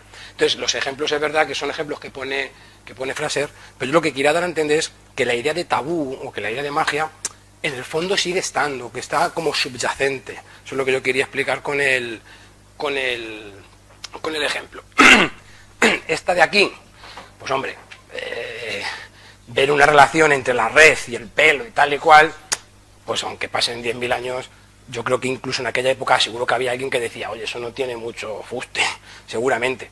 Otras pueden parecer más razonables, a lo mejor lo que decía de las habas, pues si ellos veían que ciertas personas que comían algunas cosas se ponían malas, pues podía parecer razonable decir, pues mira, no comemos ninguno y ya está, y así eso que nos evitamos, ¿no?